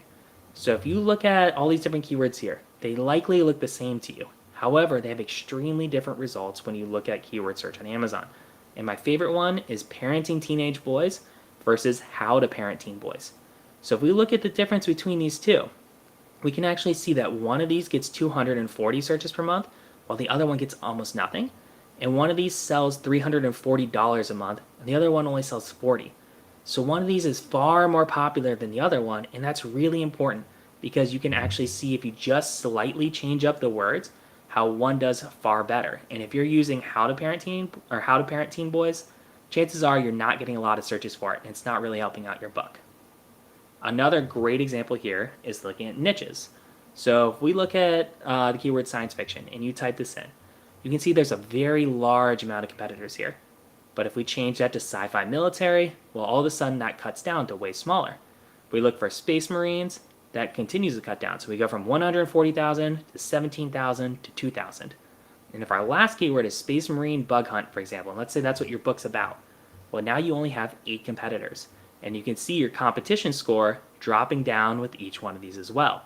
And so if you actually go after a space marine bug hunt and your book fits it, now to get that #1 spot on the keyword rank, so when you go and you actually type in space marine bug hunt to show up at #1 on Amazon, you only had to beat 8 people. And that means that there's a good chance that you're actually going to get some of this money that's coming out of the average top 5 books. So if you type in space marine bug hunt again, you only have to fight 8 people as opposed to 140,000 people, which means you'll likely get a large chunk of the amount of money that goes towards that keyword. If you use the word science fiction, you're probably showing up on page 50, which means you're getting 0 of this $84,148. So it's so much better to go after a smaller keyword with less competition and you actually get that amount that they sell, as opposed to going after a big keyword, showing up on page 50 and no one ever seeing it. Another example here, these are 2 really interesting ones too, is with romance, the term second chance romance. Now this one actually does pretty well, but when people are typing this in, a lot of times they'll look for someone that has a baby when they're actually having their second chance romance. So let's say I have a baby and I'm looking for a second chance romance with someone that has a baby. They might go in and type in the phrase second chance romance with baby. Now we know that's not what they mean. We know that that means something completely different, but this is a keyword that you likely wouldn't think about because it really sounds pretty strange. But when you go on Amazon, you're on that search bar, people type this in because they just add the next 2 words afterwards and they don't really realize it. And what's important here is second chance romance only brings in $390 a month, whereas second chance romance with baby, which is a keyword again you wouldn't know unless you're looking through Rocket and you can see it suggested, is making $23,000 per month. So if you have the option to go between 2 of those, you definitely want to choose the one that's easier on competition and it's doing far better in terms of sales. Another example here is billionaire romance versus millionaire romance. Just by changing 1 letter from a B to an M, our competition score radically drops. So we can see here, if I go from billionaire to millionaire, there are far less competitors, it's far less competitive, and there's a better chance I can actually show in the store. But both of these books are realistically about the same thing. They're both about like rich fantasies. However, one of these does far better than the other if you're trying to rank for that keyword. Now to compare manually, if I pulled all these keywords off of Amazon and I tried to choose the best one, I would immediately look at the word pandemic, because pandemic is pulling $10,000 per month, and I'd be like, okay, that one's doing really well. However, you can tell that if you do it manually, but if you go back to Publisher Rocket, you can see if you type in the word pandemic, all of a sudden, this is the hardest keyword to rank for. The competition is fierce for it. So you actually don't want to use the word pandemic because it's so hard to rank there, it's almost impossible. And using Publisher Rocket, we can tell right away how many searches there are per month, how much earnings there are per month, and how difficult it is to get. And that way, you can make the informed decision about your 7 keywords to make sure that you have ones that aren't too hard, but still make you money and people are still searching for it. So, in recap, there are 3 ways to get your keywords. 1 is you can guess. And I highly don't recommend you guess because you really have no idea. Think back to our example about how to parent teen boys and parenting teenage boys. There are wildly different results and you'll never know that if you guess. Second is you can go through and manually do this. It's probably going to take you a few hours, but it's going to help out your books. And the third way you can do this is you can use Publisher Rocket. Now, we're going to look into book categories as well, because this is another way that you can increase the discoverability of your books. And remember, with book categories, it shows the top 20 that are in a category, and if you're #1 bestseller, you get that shiny tag on there that people see on Amazon, and it helps your social clout. And the secret that we have here for you, this is our third and final secret today, is if you want to be a bestseller, don't let Amazon choose your categories. And this is why. When you go on Amazon, they're going to give you a whole bunch of different categories that you can choose to add your book to. They tell you can only add your book to 2. Now, these might look pretty good, but they're pretty limited. And the reason why is that these are inherited from a system in the past called BISACs. And the way that BISACs work is in the past, if you published a book, your publisher would go talk to the bookstore and say, hey, this is my category, and this is where you should put it on the shelf. And that way, when you go to different bookstores, your book always shows up on the same shelf, and the clerk of the store knows where to put it. However, there are 4,700 BISACs, and these are again inherited from the old system, versus 11,200 Amazon categories. And what that means is that there are 6,500 Amazon categories that are not being used, unless you know about this trick. So we have to now ask ourselves, how are we going to find the best categories? How do we find the hidden ones? And then how do we add these to our book so we can start showing up under it? And to become an Amazon bestseller, all you really have to do is sell more books in one day than any other book in that category, because that'll give you that orange tag if you sell more in one day than any other book that's available there. And the example that we use here is, imagine you have two categories. One of them, if you sell 3 books a day, you show up as number 1. And second one, where if you sell 250 books or 247 books a day, you show up as number 1. Ask yourself which one of these is far easier to become a bestseller in. And you're right, it's the book, or it's the one with only 3 books. So if you're able to get in a category where it takes very few books to become a bestseller, you now have this ability to get that bestseller tag. And it's so important here to make sure that you use the right category for your book. Don't lie to your readers, don't lie to Amazon, but there are a lot of categories in there that you may not realize exist that apply to you that also have these low sales to become a bestseller. And we're going to look at some examples here on how to find these. So the way you actually look for this is you look at the categories of other books, you find the ABSR, the number 1 best-selling book, and then you keep doing that until you find 10 or so categories that work for you. So to find the categories of other books, you go find a book just like yours, and then you'll have results here that you'll see what categories it's in. This is in the description page. So you click on those, you find the number 1 book there, and find the ABSR to find out how many sales it took to actually get there. And then, so again, you find your ABSR here, and you put that in the calculator, you can find out how many sales it took to get to that book. And then what you do then is you make a list, and you can find out how many sales it took to get to number 1. So if we compare here, let's say you wrote a book about linguistics. There is a good chance if you wrote a book about linguistics, it might also apply to language. Thank you. It might also apply to language instruction. So if you look at the differences here, both of these have very small amount of sales that they can get. However, if you look at foreign language study and reference, there's a huge amount of sales that it takes to show up as number 1. So if you have the option to put your book between one of these, you want to choose the one that has far less sales as opposed to the one that has far more, because you're going to do better in that category. Now you make your list here, and let's say these are the examples you want to use. What we can do here with the click of the mouse, though, is with Publisher Rocket, we can show you all the categories. So you go into Publisher Rocket, you can see them all, you click check them out, and you can actually go take a look. And when you check these out, it'll show you how many sales it takes to get to number 1. So then you can target categories that take far less sales. Not only that, but you can go ahead and you can search for a category, and it'll show you all the categories that pop up for that search. And you have to be a little careful here. So for example, if I use the word marine, I'm probably not looking for submarines. I'm probably looking for something like space marine. So I still have to make sure I choose the right one, but you can see all these, and these are so hidden on Amazon. They're so difficult to find on there. So the benefit again is that you can take one of the keywords here, plug it in, and find all these categories that could be applicable to your book. And remember, the most important thing, make sure it's actually applicable. Make sure you're not lying to your readers. Don't lie to Amazon. Make sure it actually fits. But there are so many of these categories, chances are there are ones that apply to you that you're currently not in. The way you then actually go and add these to your book, or you go to author.amazon.com/en_us/contact, and there'll be a pre-filled out form there that you can tell Amazon, hey, I want you to add all these categories to my book. So again, the 3 ways to get categories. 1 is you can use BISACs. 2 is you can do it manual and it'll take you a couple hours to find them all. You probably won't find the best ones as well. Or 3, you can use Publisher Rocket. Now, I'm sure a lot of you are asking how you can get your hands on Publisher Rocket, how you can actually use this software.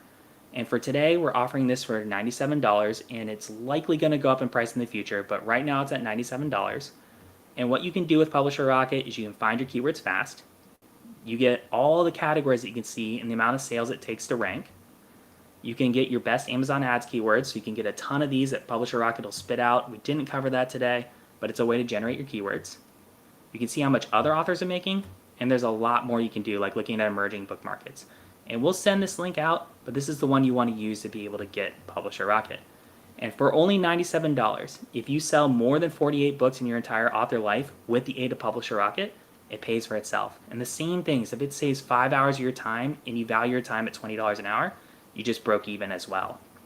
Now, what we're offering today for people in this webinar is if you buy Publisher Rocket before Tuesday, we're offering Dave's Keywords and Categories course for free. And this is a step-by-step process to find profitable keywords and categories and how to become more discoverable on Amazon. Today, we talked all about the theory here, the ways that you can use this tool. Dave is going to take you through examples. And again, this comes free if you buy Publisher Rocket before Tuesday using this link. You have to use this link if you want to get this. And we'll also look at how to use the keywords and categories for better sales. And then you can see proven tactics to increase rankings. So again, these are live examples that Dave is taking you through, or not live examples, sorry, this is recorded, but these are examples that Dave is taking you through to show you how to actually use this theory to apply it to real books. There's a lot of great information here. It's one of my favorite courses you can take and really breaks this apart. We have a lot of reviews on Publisher Rocket. Over 70,000 people have bought it and they love it. And one thing that they really talked about is how this is an investment, how this actually pays back in writing. And what's important too is that it is risk-free. So we have a 30-day money-back guarantee. If you don't like it, you can return it right away. And then we also offer support. So if you use Rocket and you are not actually sure how to use it or you need help, we have live people that come on that are going to be able to show you how to do it. We have lessons, resources, and tutorials. So again, for $97 through this link, you get Rocket, but then you also get that $50 course for free so long as you buy before Tuesday. And that is the conclusion of our Keywords and Categories course. Thank you all so much for coming in today. With or without Rocket, there's a ton of interesting information you can do here, a lot of manual steps that you can take to improve your book right away. I'm going to stay around after in the link or in the Discord. I'm happy to answer questions. All right, thank you so much, Hank. That was great information. Next up Thank you. in this room, starting at 1 o'clock, we have self-editing tricks with John M. Olson. So stick around for that.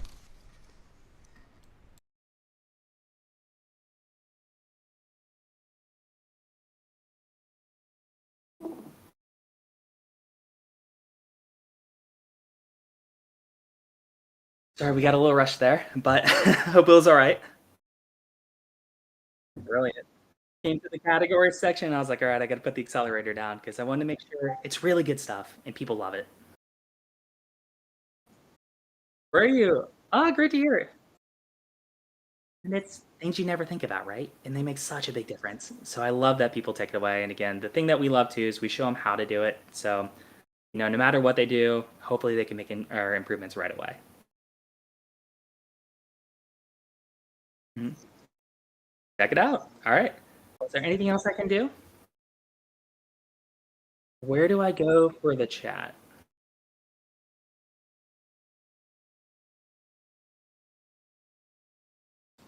Searching. I do see it. I click that now. Or do I wait? Okay, perfect. I'll head over there. Well, thank you all again so much for this. We really appreciate it. Love what you guys are putting this on, and I hope it helps a lot of authors. Thank you. Bye.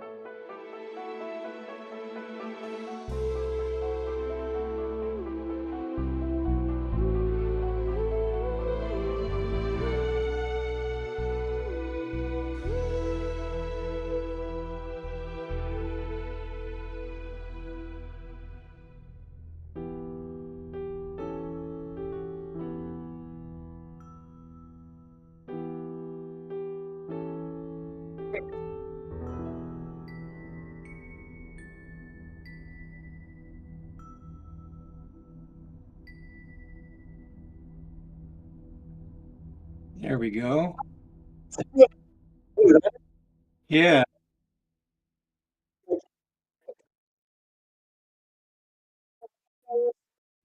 Yep.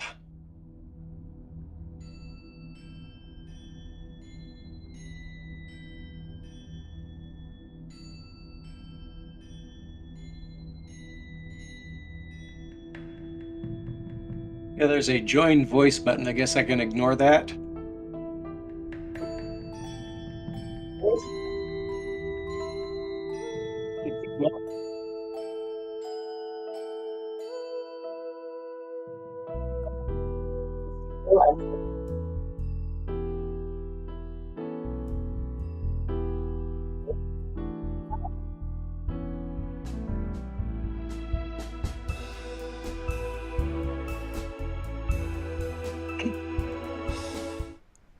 Hi, everybody. Welcome back to the Edge of the Universe. This hour, we have John M. Olson here to talk about self-editing tricks. Take it away. Hey, everybody. I am so glad to be here to talk to you. This is uh, a great opportunity to just get together. It's a little bit of an unusual environment for those of you that are more used to the live presentations, but I think we can still cover a lot of great material here. So, we're going to be talking about self-editing tricks, improving your manuscript before other people see it. So you've got this novel manuscript, you want to make the best impression possible with agents, with editors, or even with your beta readers. So we'll use my experience with self-editing several novels, my independent and small press editing to review some of the why and how and what that's required to find and fix problems before your book moves farther down the pipeline. So we'll also review a little bit on software tools, a range of editing techniques, as well as covering what you need to know to be effective when you're doing some of those things. I'll cover a little bit on tools that you can use and also on how those tools will sometimes lie to you and what you can do to minimize that betrayal. So let's get moving on here. Um, you can see on here, I've got a few editing credits there. Maybe people listening in here that have a lot more editing experience than I have. And so as we're going through, you'll be able to put questions in the chat, and we'll have some time at the end to talk about some of those. Some of you, probably this will be at least partially a review, but I hope to have some new information even for some of the more experienced editors out there. I've done a kind of a mix between small pub and contracting with authors directly. There are several books that I've edited that are still in the publishing pipeline. They're not released yet. I haven't actually added the last couple to this slide yet. Let me get out of the way so you can see that last one. But it's cool when something that I've been the editor for wins an award, and I really love cheering on my authors when they can find the success like that. But it's really kind of funny how I ended up doing editing because I was asked if I could do a proofread for a particular book that was getting ready to be published. And so I said, oh, sure. I went through and noticed that it really wasn't edited to the level of needing a proofread yet. It turns out that I turned in a list of edits that was I think over 1,000 edits long on something that was supposed to be down to where maybe a dozen or so things could be found on it. So I turned that in, uh, including what could have actually qualified as developmental edits, a lot of line editing. And so the editor-in-chief actually agreed with me, luckily. And so ever since I've done several edits per year, whether it's with this publisher. It was Immortal Works that I do most of my editing with, but I also have done some freelancing there. I'm a software engineer by day, so you give me a rule set and I know exactly what to do with that rule set. And so I kind of fit well into that editing arena. The trick is to really preserve all the right stuff, like the voice of the author, when I'm following all of those rules and telling you, okay, here's something that you could do differently. Here's a way you could improve. So I'm hoping to show you a lot of those sorts of things. Um, I have friends that have probably edited hundreds of novels, so yeah, they're a little bit farther along the road than I am, but I really do hope that you can gain something from the techniques and things that I'm going to show you here today. So, what am I going to cover? Um, Editing tricks that you can use on your own to improve your writing. One thing that I like to point out is for most people, that is not going to be enough.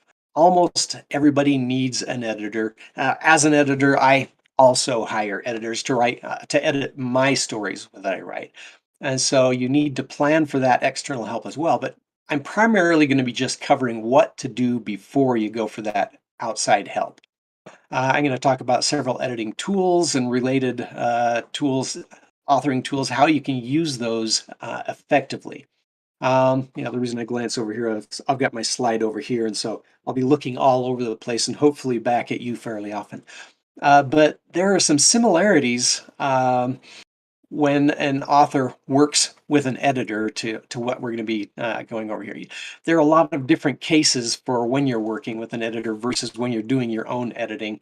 Uh, let's see. A lot of this really applies whether you're doing your own edit or whether you are working to edit somebody else's.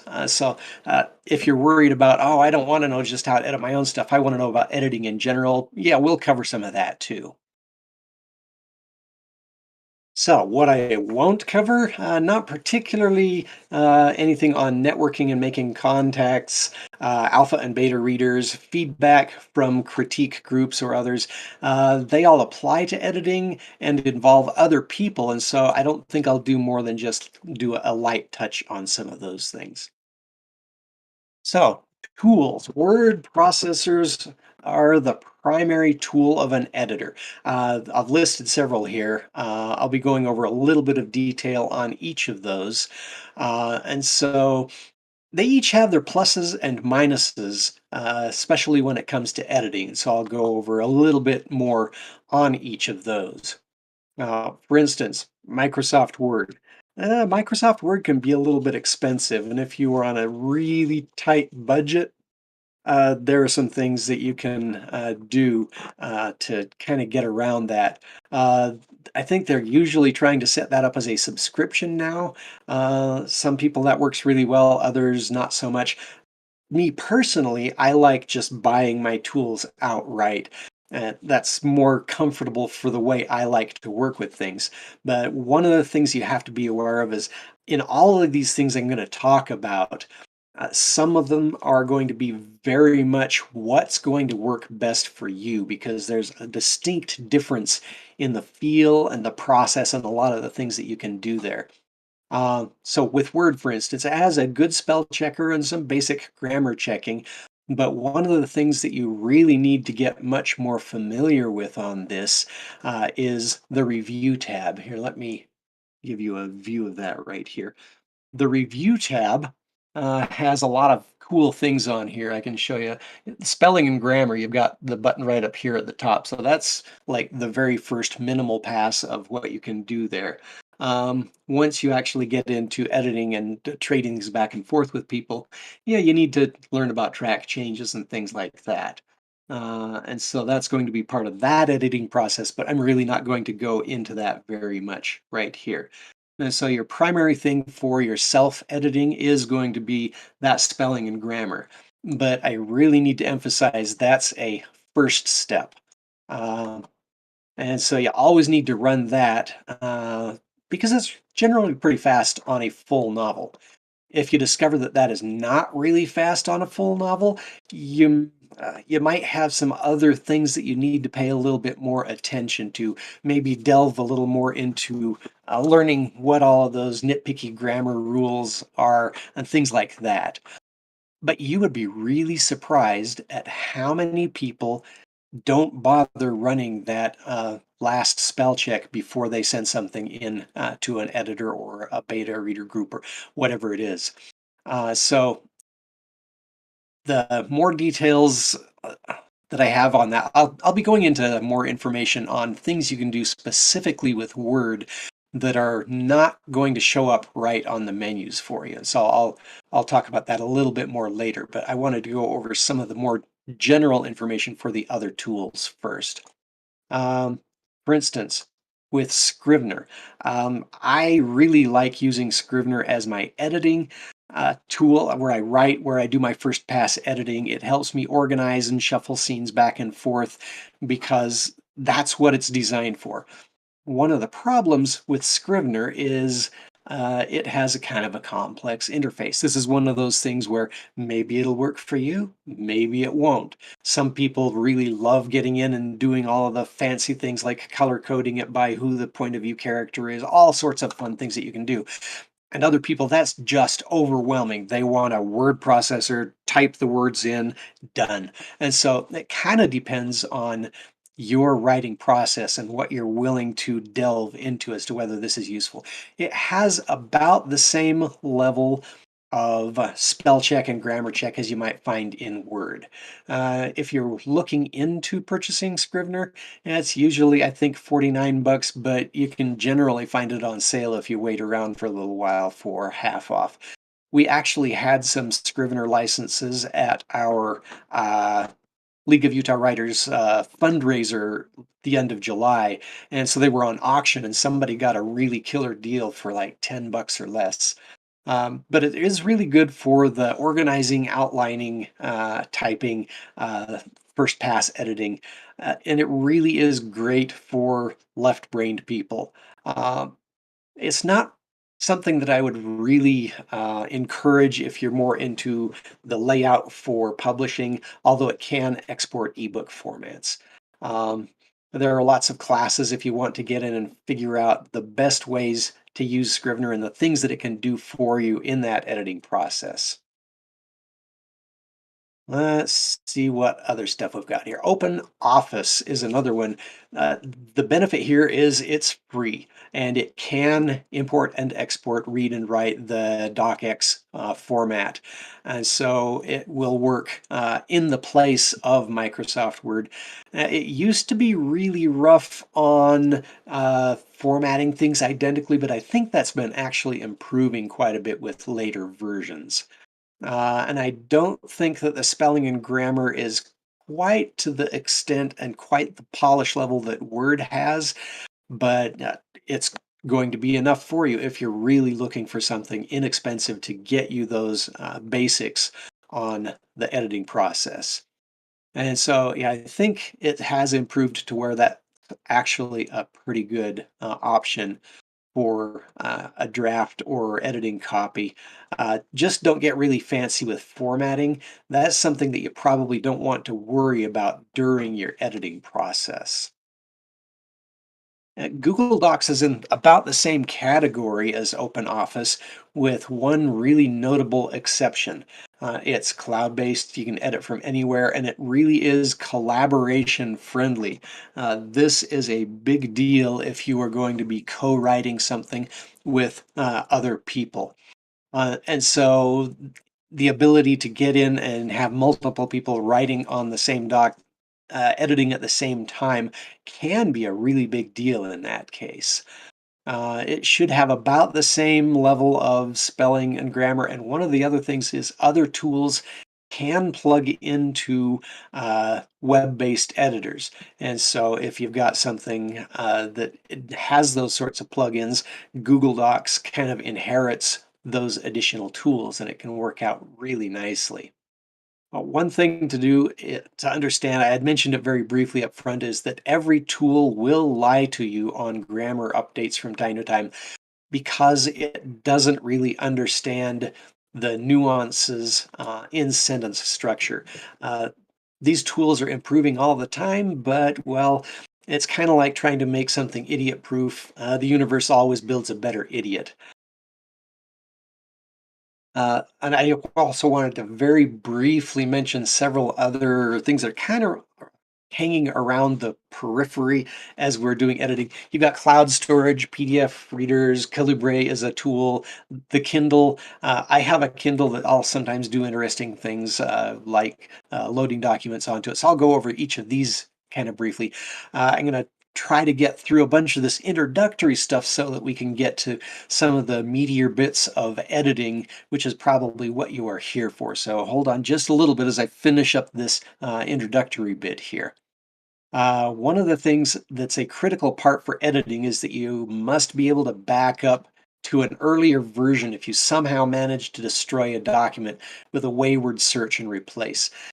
Things can go very badly if you have the wrong key at the wrong time with search and replace, or you've accidentally highlighted an entire paragraph or an entire chapter and hit a backspace and don't notice. So having something on the cloud or something in backups is really critical, especially if you're trying to do search and replace on a name that happens to be a valid and common verb or noun. Yeah, things like that can really go bad in a hurry for you and destroy a document. And so always have a way to get back to an earlier version.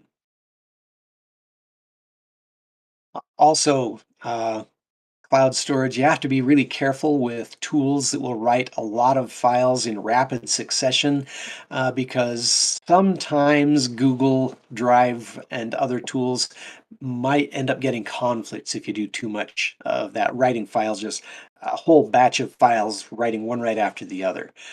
Most tools like Microsoft Word won't do that very much, but you have to be a little bit careful and check from time to time to see if your cloud storage is giving you conflicts. A way around this is if you just write your story using local hard drive and back up to your cloud storage. So there are options and ways to get around some of those issues. But cloud storage really does some nice things like protecting you from computer crashes. Some of them will give you backups. Some of them may not, so be careful with that. I typically will use Google Docs. Other people that I know use Dropbox extensively or OneDrive. There are a lot of things out there.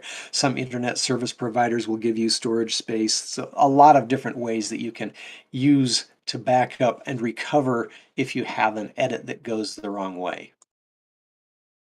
PDF readers, this is an interesting one because I started using PDF readers to do some of my editing process when I wanted to have it read back to me. It turns out Microsoft Word does that now as a built-in feature. Kindle does that now also, and so that particular bit of it didn't come in all that handy anymore once I got those features from other software. One thing that PDF readers will do is if you export it and send a PDF to outside readers, they can comment without modifying it. So that's as far as I'm going to go into that one right there.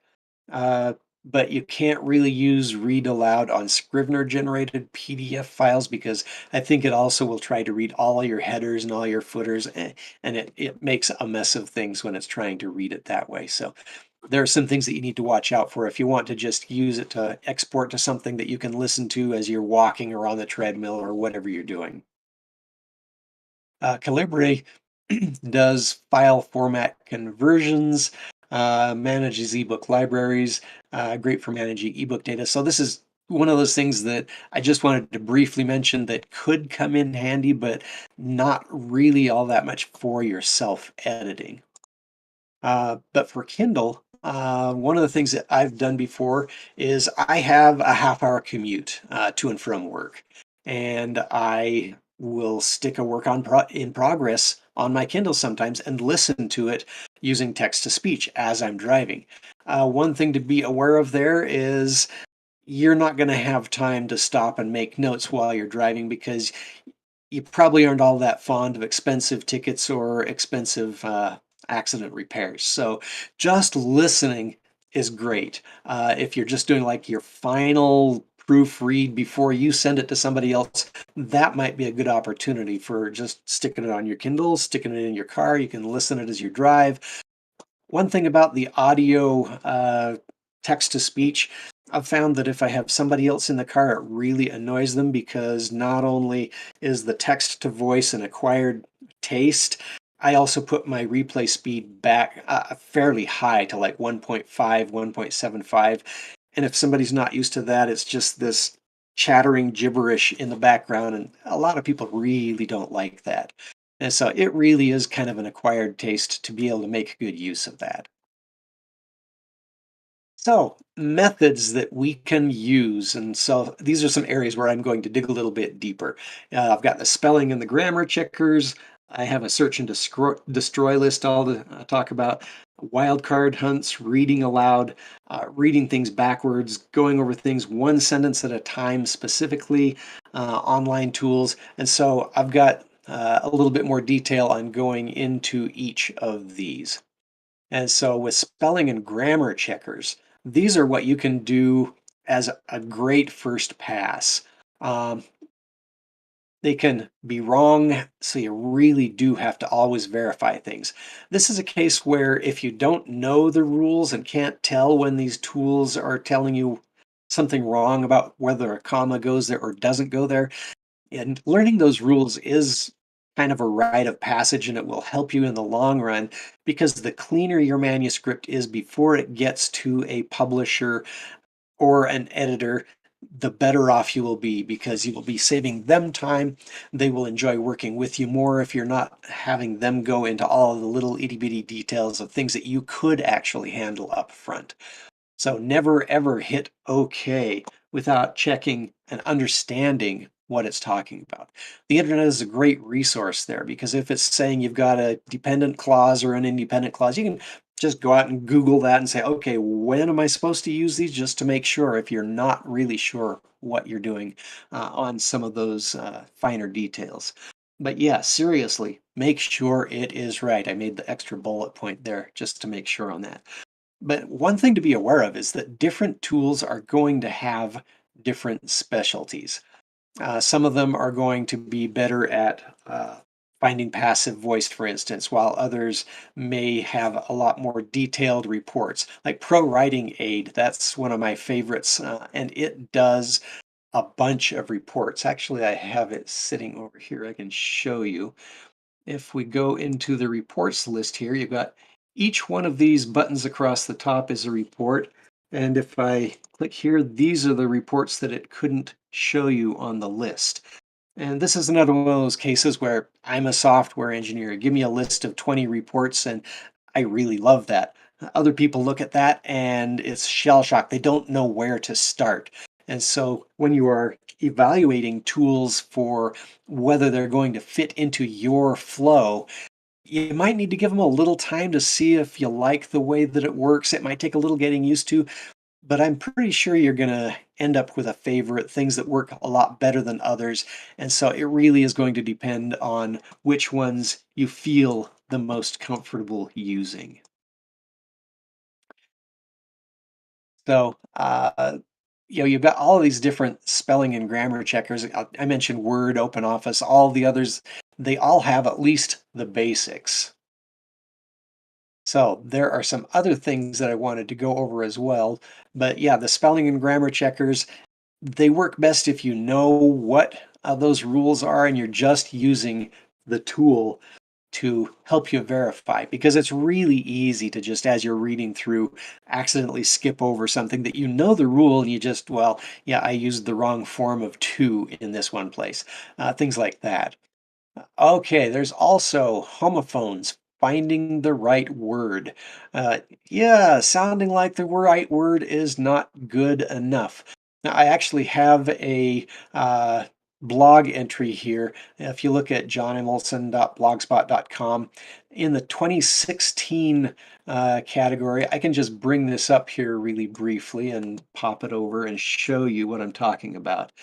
This was a pet peeves thing because I see a lot of these. I see right here even, I've got the word a lot, which is not a word. It's either a lot, but then you can actually allot things, which is a completely different word.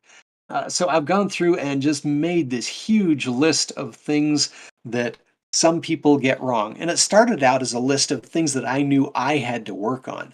And so it helped for me to put these together just to make that list of things to watch out for, like lose versus loose. A lot of people will just accidentally type the wrong word, and it's really hard to see the difference. One of the things that can help is if you end up having your computer read the story back to you, some of those things become a little more obvious. But than versus then, all these sorts of things, there's rules for each of these things, and some of them can be a little bit confusing. So it's something to watch out for there. So let me hop back over to here. So that's making sure you find the right word. There's also my actual search and destroy list, the things that I know I have done wrong. This words to avoid, I'll pop that one up here and show it to you. Um, one of the first things that I heard back from my editor is everybody was always looking at things. They looked here, they looked there, they saw stuff, and I had used it like hundreds of times. And so I put that on my list of things to not do anymore. And so now my first pass copy is a lot better because I've been through the pain of learning what my weak spots were. And so I've got this other document, my pet peeves number 8, and I've got a lot of different things. Some of these are really good just as a general checklist. For instance, you have things like having bad starts that tend to be a little on the weak side, like there is, there was, there, all those sorts of things. Typical weak words, just is usually making an excuse for something that you're not very confident about. But one of the things that helps is to convert those wishy-washy words into something that's definite. Readers like seeing confidence in your writing. And if you can get rid of some of these weak words, of course, you always end up with a case where, yeah, that is the exact right word that you need in that case. And so I'm not telling you you have to delete all of these things. It's just these are things that you might want to pay attention to. Passive voice tags, things that are easy to find there. Senses and emotion. If you can avoid these sorts of words when you're going through senses and emotion and put it much more directly into your point of view character's head, those work really well. Now, there's one thing here on passive voice. I'll go into this a little bit more in more detail, but you can do wildcard searches in Microsoft Word. And these are a really cool thing that can help find, because you can do a search and it will highlight everything where you're typing the word was and something that ended in ed or ended in ing. And so you can find all of these things with a search, and it's not something that you would typically know that Microsoft Word would know how to do. So I've actually got a screen to go into a little bit more detail on that right here. So you can see it a little bit better in the larger size. And so with wildcard searches, I can actually show you really quickly how to get to this mode. So let me bring Word up here. If you are doing a search and you go into Advanced Find, your Advanced Find dialog, you can open up More, and right here is your Use Wildcards tag. So that's the important magic sauce that you have to turn on in order to do a wildcard search with these kinds of expressions. And so this is just like programming talk for things like the word bin with lots of other letters followed by ing. And so it really does help to identify all of those passive voice things. Again, you're going to find cases where, yes, this is what you meant to do and this is what you need to do in that particular case. And so this is not a goal of finding all of these things and getting rid of all of them. This is just find the ones that are kind of weak where you could be much more strong in your writing. You get rid of those weak words and things will work a lot more smoothly for you, and your readers will be more engaged. And that's kind of the goal here, is you want to get rid of the things that they would end up skipping over and get their attention riveted more on it. As I had already mentioned, reading aloud is it's a great thing that you can do to help uh, find things. Homophones, like I talked about earlier, duplicate words are a really easy one to find if you tell your computer to read the text to you aloud. Like you have an and, especially if one is at the end of a line and the next one is at the beginning of the line, those are almost impossible to see And so if you have your computer read those things to you, they become glaringly obvious. And so you can say, oh, I just need to pause it here. You go back, you edit, and then you continue with your read through, and it works wonderfully. And you can adjust the speed of the voice playback, lots of different things that make it easy to kind of fine tune to what's going to work really well for you. And homophones can really cause you merry mischief in an audiobook, even if the text is right. And so having it read it aloud to you, you can sometimes get a feel for how the flow is working. And that's kind of the backup 30,000-foot view of editing, where you're not just going through into the nitpicky details, but you're getting things that are going to have better comprehension. And so it's like the difference between gorilla and gorilla. Am I talking about warfare or animals? If it's not clear in the context of the sentence, those are some of the things that you might notice when it's reading aloud if you're not following along in the text. Now, for me personally, I really do like following along in the text, because sometimes I'll spot a word where it sounded right, but I look at it and think, no, that's not the right word. And so I can go back and edit that. And so it helps me just keep track of where I am and the content as I'm going through it. There are lots of different things that you can do with this read aloud. Some of you might have a very good friend who will actually read it aloud for you. And that's got its own benefits, because you find out where those stumbling points are for smooth flow and comprehension. If you can't read it easily, nobody else can either. And so at a minimum, you can make the computer read it for you, but it really does help you in a lot of different areas. Oh, reading backwards. I'm not talking about word by word backwards, but maybe paragraph by paragraph and possibly sentence by sentence. One of the advantages of this is it helps you disassociate the story from the text. When you're editing, you want to pay much more attention to the text when you're not doing the really high level story kind of edits, when you're trying to find those typos and other things like that. When you're looking for, does this sentence work? You can analyze that one sentence at a time, but it's easy to get distracted by the story if you're just reading through as you would normally. But if you go through a sentence at a time backwards, or a paragraph at a time backwards, it helps you to focus on the words and the sentence structure. And so, yeah, if you want to do a really good job with your editing, what you need to do is choose when to be thorough and not if you're going to be thorough. And so I'm giving you all these different options for how you can approach things. And some of these may be ideal for you, and others completely alien feeling processes that just don't match up with the way you like working. So I'm hoping with the way I'm sort of throwing a lot of things out here, you can find something in that mix that is really going to help with your process. And so, yeah, one of the things that we need to do is, if we really want to succeed, it takes being thorough as we go through. That's one of the downsides of editing, is a lot of people don't like that level of detail, and they feel it's really a burden to go through the editing. They don't like it. They're not good at it. But with practice, it's something that you can become a lot better at and get through it really fast, so you can get back to the part you really like. As soon as your editing is done, you can get to the writing again.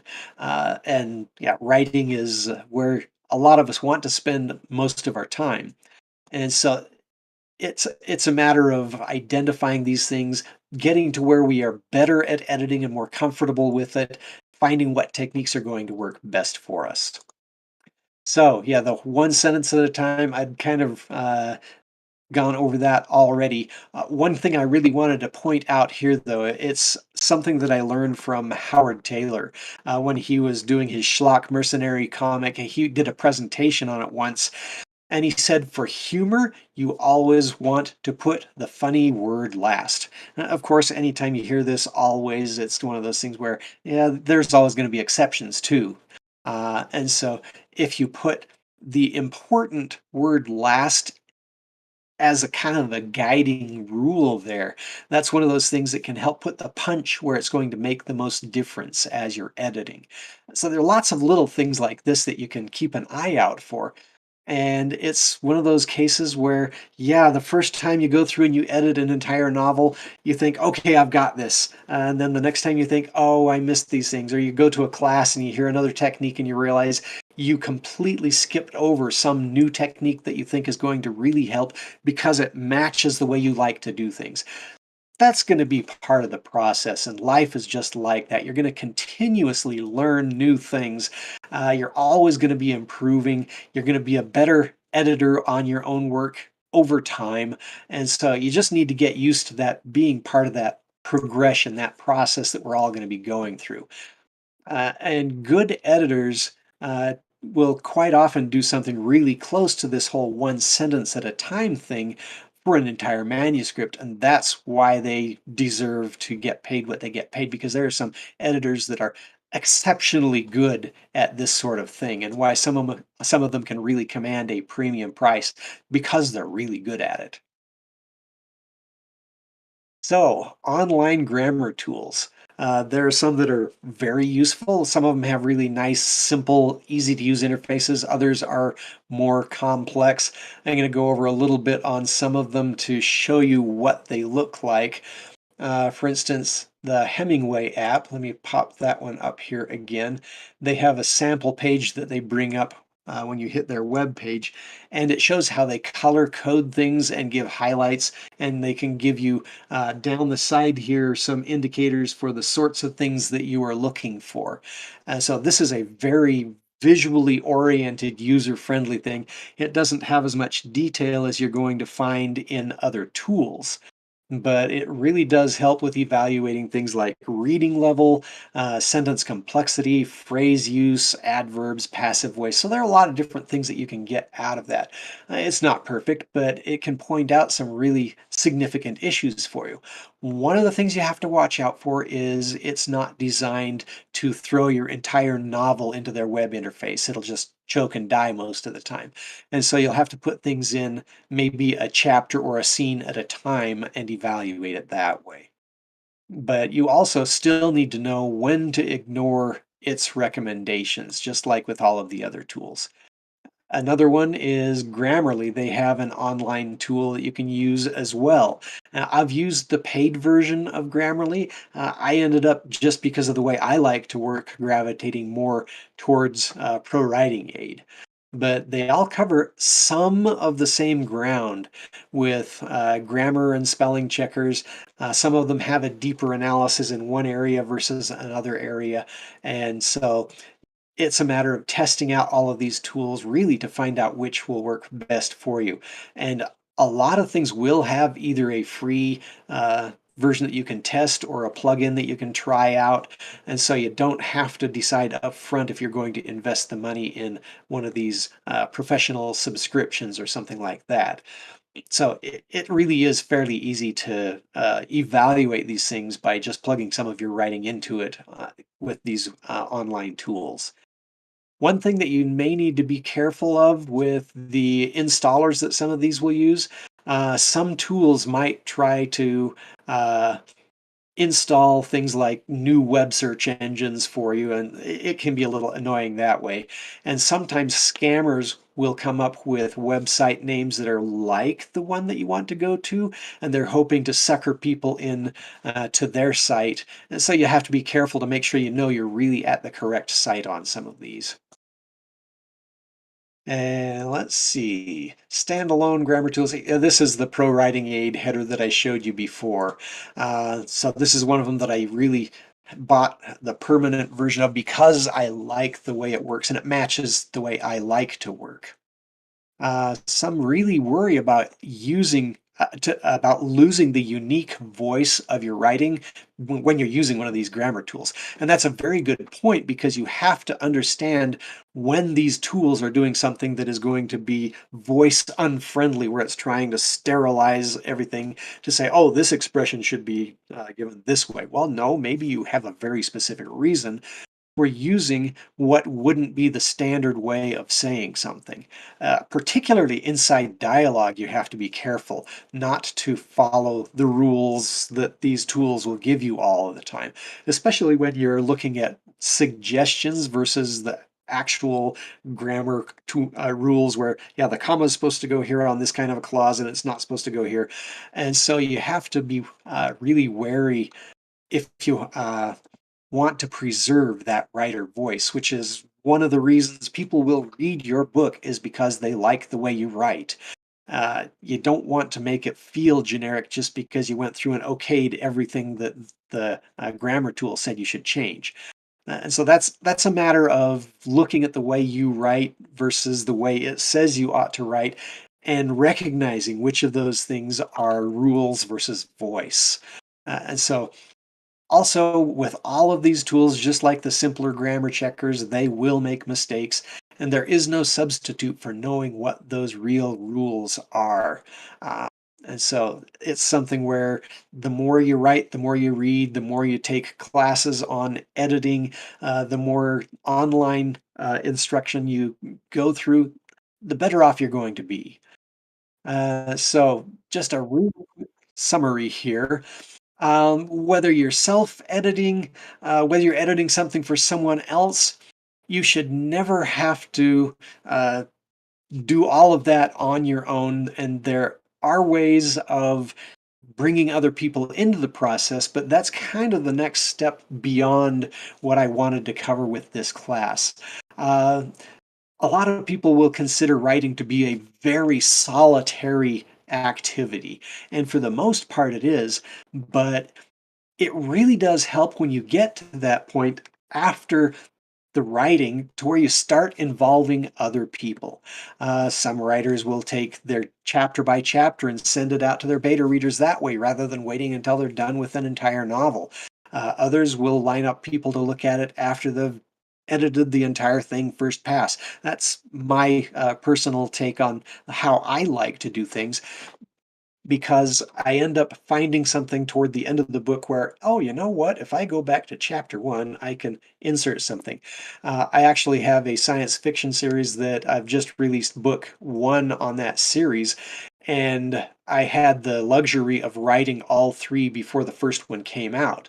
And so I'm most of the way through book 2, and I realize, oh, you know what? I have a prime opportunity to reference something here most of the way through book 2 by putting one sentence in the first paragraph of book 1. And so just doing things like that, it happens sometimes on the single book level, sometimes on the single chapter level, sometimes you can do it on the entire series level. And that level of editing is really cool when you can pull that off, to have the flexibility to go back and insert those things. Some seat of the pants writers might have a heavier editing cycle because of needing to do things like that, where if you're a really strong outliner, those things might already be planned in and part of your manuscript. And so the way you work really does vary a lot on editing based on how you do your writing, because some kinds of writing will put a lot of those changes in the writing process to where it doesn't feel like it's part of the editing process. It's kind of a trade-off on how those sorts of things go. We do have a little bit of time, I think, for a couple of questions. If you happen to have some questions, you can put them in the chat, and then we will have somebody that can see if there's anything there that I can address for you really quickly. We have some ready to go for you. We have one question from Acacia, who asks, how can a writer determine that their self-editing process is finished and their writing is ready for outside help? Yeah, that's a really tough one for the first time you're going through the process. After you've been through it a couple of times, that really does get a lot easier. Reminds me of when I did my fictionalized biography, when I had no idea what editing actually was. I'd been through it and I thought, okay, I've got all of the typos done. I'm done editing, right? Well, no, I wasn't done editing because I didn't realize all of these other things involved, like the story structure and all of that. But if you can go through it and you don't have a list of dozens of fixes that you needed to make, that's a pretty good indicator, especially if you're looking at some of these tools. If you've got a huge list on some of these tools, that might be an indicator that you've got a little bit more that you can do. Although I have finished books that Pro Writing Age says, oh, you've got 1,000 things that you ought to address here. Well, no, those are things that I did on purpose. They might be words that I spelled differently because it's a science fiction story, those sorts of things. And so that's kind of how you might be able to address that. Am I done yet? Another question? I love the advice that you have. I have a question here from Jenna, who asks, how do I manage not being overwhelmed by all of the changes that I need or want to make? Do you have any tips? Well, it's only overwhelming if you're trying to look at the whole book all at once. It's the whole how do you eat an elephant kind of thing. If you want to just focus down and say, okay, today I'm looking at my first paragraph of my first chapter, how is that going? And if you can go through and make sure you've got that doing what you want it to, it can give you a little bit more confidence that, okay, it's time to move to the next, and you can just progress down through that. It's scarier the more you think you have to do all at once, and editing isn't an all at once process. You just need to figure out, this is the piece I'm going to be addressing now. I'm going to look at passive voice today, for instance. I'm going to look at passive voice in chapter 1 today. However you want to break that down, if you can find that small piece that you can hold the whole thing in your head all at once, that's where it becomes a lot easier and a lot less overwhelming. Thank you. I have a question of my own that's actually very similar to another question from Jenna. When you're getting advice from other people, how do you know when it's better to stick with your gut or when it's better to listen to that advice? Where do you draw the line for stylistic editing like that? A lot of that depends on the source of the advice and if you have more than one person giving you that same recommendation. If you've got 10 people that are looking at your writing and one person says, I think maybe you've got this thing wrong, that's a whole different story than if you've got 5 people saying, I don't know what's going on here. So having more than one person look at it is a really good indicator there. Another really good indicator for who you ought to listen to the most is they shouldn't be telling you how to fix your problems. They should be telling you either I was confused or I was bored. Those are the 2 big signals you should be looking for. Anything else is they see some problem and they're trying to get a handle on it. If they're saying this doesn't work in this paragraph, the rest of what they may have to say about it might be bad advice, but you can look at that paragraph and wonder, okay, how did they get misled? Is there something I can change? Just knowing there's some trigger here in this paragraph that tripped them up. So that's one of the things that you can do to kind of gauge the value of the advice that you're getting. That will honestly help me personally a lot. We have another question here from Vibeke Hyatt, who asks, do you ever edit by hand or solely on the computer? I am a software engineer. I type all day, every day. Writing things out by hand is what I do when I don't have a computer handy. Uh, Personally, everything is on the computer. Being in software and typing and editing and moving back and forth in the documents, that's how I naturally write. And so it may be bad process for me personally, because if I'm in the flow of the story, sometimes I think, oh, I just need to go back and change this word. And I sometimes get lost in that where I should be in writing mode and I pop into editing mode when I shouldn't. So that's one of the downsides of being in that keyboard only mode. And so, yeah, there are trade-offs that you have to kind of train yourself to get around.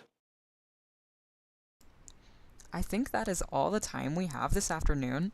Thank you so much again for presenting with us. This is John M. Olson, and his website is on the screen currently, and also in the chat history. Thanks once again for coming to the Edge of the Universe. If you like what you see here, consider attending our main convention in February. Our website is ltue.net. Thank you, everybody. Thanks.